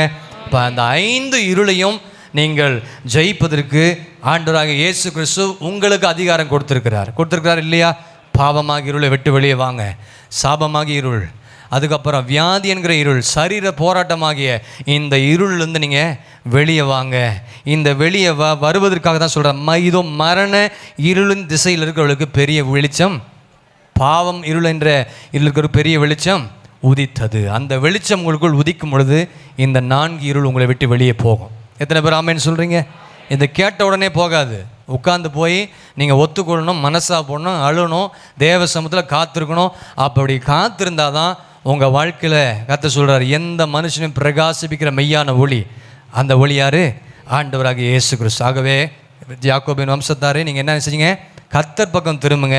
நாம் எல்லாரும் கர்த்தருடைய எதுக்காக நடக்கணும்? கடைசி அந்த வசனத்தை வச்சு நாம் ஜெபிக்க போகிறோம். கொலோசியர் 1ஆம் அதிகாரம் 12ஆம் வசனத்தையும் 13ஆம் வசனத்தோன். ஏன் வெளிச்சத்தில் நீங்கள் நடக்கணும்னா வாசிங்க. ஒளியிலுள்ள பரிசுத்தவான்களுடைய சுதந்திரத்தில் நீங்க என்ன செய்யணும்? பங்கடைவதற்கு நம்மை தகுதி உள்ளவர்கள் ஆக்கினரும் இருளின் அதிகாரத்தினின்று நம்மை விடுதலையாக்கி தமது அன்பின் குமாரனுடைய ராஜ்யத்துக்கு உட்படுத்தவருமாய் இருக்கிற பிதாவை ஸ்தோத்தரிக்கிறோம். ஹல்லேலூயா, ஹல்லேலூயா. ஒளியிலுள்ள பரிசுத்தவான்களுடைய சுதந்திரத்தில் அப்படின்னா பரலோக வாழ்க்கையில போய் நம்ம இருக்கணும். அந்த பரலோக வாழ்க்கையில் நீங்கள் நானும் போய் சேரணும். அது மாத்திரமில்லை, நம்மை தகுதி உள்ளவர்கள் ஆக்கினவரும் இயேசு கிறிஸ்துவின் மரணத்தினால தான் நம்மை தகுதிப்படுத்திருக்கிறார். ஆமாவா இல்லையா? நம்முடைய பிள்ளையா தகுதிப்படுத்துறது மாத்திரமல்ல, இன்றைக்கு கர்த்தர் சொல்றாரு, இருளின் அதிகாரத்திலிருந்து நம்மை விடுதலை ஆக்குகிறார். ஹல்லேலூயா. தமது அன்பின் குமாரனுடைய ராஜ்யத்துக்கு நம்மை உட்படுத்தணுமாய் இருக்கிற தேவனாக இருக்கிறார். ஆமென். நம்முடைய ஆண்டவர் சீக்கிரமாக வரப்போகிறார். கர்த்தருடைய ராஜ்யத்துக்குள் நாம் போகணும்னா கர்த்தர் நம்மை முதல்ல இந்த இருளின் அதிகாரத்திலிருந்து விடுதலை ஆக்கணும். நீங்கள் கர்த்தருடைய ராஜ்யத்தில் போய் சேர வேண்டும் என்று தீர்மானம் பண்ணிங்கன்னா இந்த இருளிலிருந்து வெளிச்சத்துக்குள் நீங்கள் வந்தால் தான் பரலோகத்திற்கு உங்களுக்கு பங்கு கிடைக்கும். இல்லாட்டி நீங்கள் இங்கேயே உட்கார்ந்து கொண்டிருக்க வேண்டியது. ஆகவே யாக்கோபின் வம்சத்தார், யாக்கோபின் வீட்டாரே, நீங்கள் கர்த்தருடைய வெளிச்சத்தில் நடவுங்கள், பழகுங்க. இருள் விலகட்டும். கர்த்தருடைய வெளிச்சம் நீதியின் சூரியமாக கர்த்தர் உங்கள் மேல் என்ன செய்வார்? உதிப்பார். ஹல்லேலூயா, ஹல்லேலூயா. வேத வசனத்தின் வெளிச்சத்தில் நீங்கள் நடக்க வேண்டும். அடுத்த பகுதியை ஆண்டுடைய வருகை தாமதிக்கும் ஆண்டு சொன்னால் அடுத்த மாதம் உங்களோடு கூட நான் பேசுவேன். நம்ம எல்லாரும் எழுந்து கர்த்தரை நாம் ஸ்தோத்தரிப்போமா? இருளெல்லாம் விளக்கினீரே, அழுகையை நிறுத்தினீரே. எத்தனை பேர் சொல்றீங்க? இருளெல்லாம் அழுகையை ஸ்தோத்திரமே, ஸ்தோத்திரமே, மறவாமல் செலுத்துகிறே. சொல்லுங்க எல்லாரும், ஸ்தோத்திரமே, ஸ்தோத்திரமே, மறவாமல். உயிர் பிழைத்தேன், உயிர் பிழைத்தே, உதவி பெற்றே, உயிருள்ளவரை துதிப்பே. இன்றைக்கு உயிர் பிழைத்தே, உதவி பெற்றே, உயிருள்ளவரை துதிப்பே. எல்லாவற்றிலும் எல்லாமா, எல்லாவற்றிலும் எல்லாமுமாக இருந்தவரே, இருப்பவரே, எல்லாவற்றிலும் எல்லாவற்றாலும் நிறைத்தவரே, நிறைப்பவரே. கரங்களை உயர்த்தி ஸ்தோத்திரம் ஸ்தோத்திரமே மறவாமல் இருளின் அதிகாரத்திலிருந்து எங்களை வெளியே கொண்டு வந்ததுக்காக உமக்கு நன்றி செலுத்துகிறோம். இனி எங்க வாழ்க்கையில் இருக்கிற எல்லா இருளை மாற்றி வெளிச்சத்தின் பிள்ளைகளாக நீர் மாற்றப் போவதற்காக நன்றி ஆண்டவரே. உயிர் பிழைத்து உதவி பெற்று உயிருள்ளவரை துதி. இயேசுவுக்காக சாட்சியா வாழுவேன். என்னுடைய சுபாவம் மாறும், என்னுடைய பேச்சு மாறும், என்னுடைய பார்வை, என்னுடைய எல்லா பெருமை, எல்லா இருளையும் கர்த்தர் மாற்ற போறதுக்காக. அல்லேலூயா. அப்படியே கர்த்தர் செய்வீர். பாவமாகி இருள், சாபமாகி இருள், வியாதி, சரீர போராட்டமான இருள் கர்த்தர் எல்லாம் நீக்குவா. அல்லேலூயா. அல்லேலூயா. அல்லேலூயா. அல்லேலூயா. ஆமென். எப்பேற்பட்ட இருளான வாழ்க்கையில் நீங்கள் இருந்தாலும் இயேசுவின் பக்கம் திரும்பி வாங்க.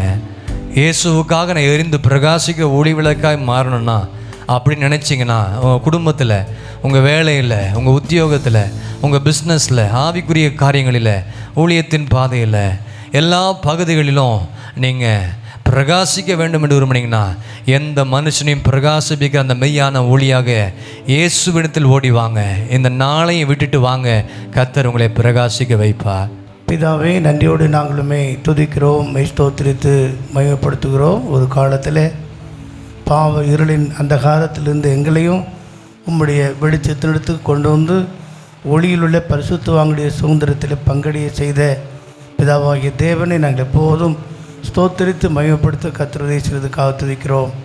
ஏதோ ஒரு இருள், ஏதோ ஒரு அந்தகாரம், ஏதோ ஒரு மந்தாரம் ஆண்டவரே ஜனங்கள் மத்தியிலே காணப்படுவதனால ஆவியான இந்த நாட்களில் அப்படிப்பட்ட இருளின் அந்தகாரத்திலிருந்து விடுவிக்கப்பட வேண்டும் என்பதற்காக நீருடைய வார்த்தைகளை வெளிப்படுத்தி கொண்டு வருகிறதுக்காக நன்றி செலுத்துகிறோம். எந்த மனுஷனையும் கிறிஸ்து இயேசுக்குள் பிரகாசிக்க பண்ணுகிற உம்முடைய வெளிச்சத்தினிடத்தில் நாங்கள் ஒவ்வொருவரும் நடந்து உம்மை சந்திக்க எங்கள் ஒவ்வொருவரும் ஆயத்தப்படுத்தும்படி நான் ஜெபிக்கிறோம். நாட்கள் பொல்லாதலானதால் காலத்தை நாங்கள் பிரயோஜனப்படுத்தி கொண்டு உம்மை சந்திக்க ஆயத்தப்படுத்துவதை செய்யும். துதிக்கணும் உமக்கே செலுத்துகிறோம். இயேசுவின் மூலம் வேண்டிக் கொள்கிறோம் பிதாவே, ஆமென். என் ஆத்துமாவே கர்த்தரை ஸ்தோத்திரி, என் முழுமே பரிசுத்த நாமத்தை ஸ்தோத்திரி. என் ஆத்துமாவே கர்த்தரை ஸ்தோத்திரி, அவர் செய்த சகல உபகாரங்களை மறவாதே, ஆமென். நம்முடைய கர்த்தராகிய இயேசு கிறிஸ்துவின் கிருபையும் பிதாவாகிய தேவனுடைய அன்பும் பரிசுத்த ஐக்கியமும் இன்றும் என்றும் சதா காலங்களிலும் நம் அனைவரோடும் கூடவே இருப்பதாக, ஆமென். அல்லேலூயா, அல்லேலூயா, அல்லேலூயா. கர்த்தரை ஆசீர்வதிப்பாராக.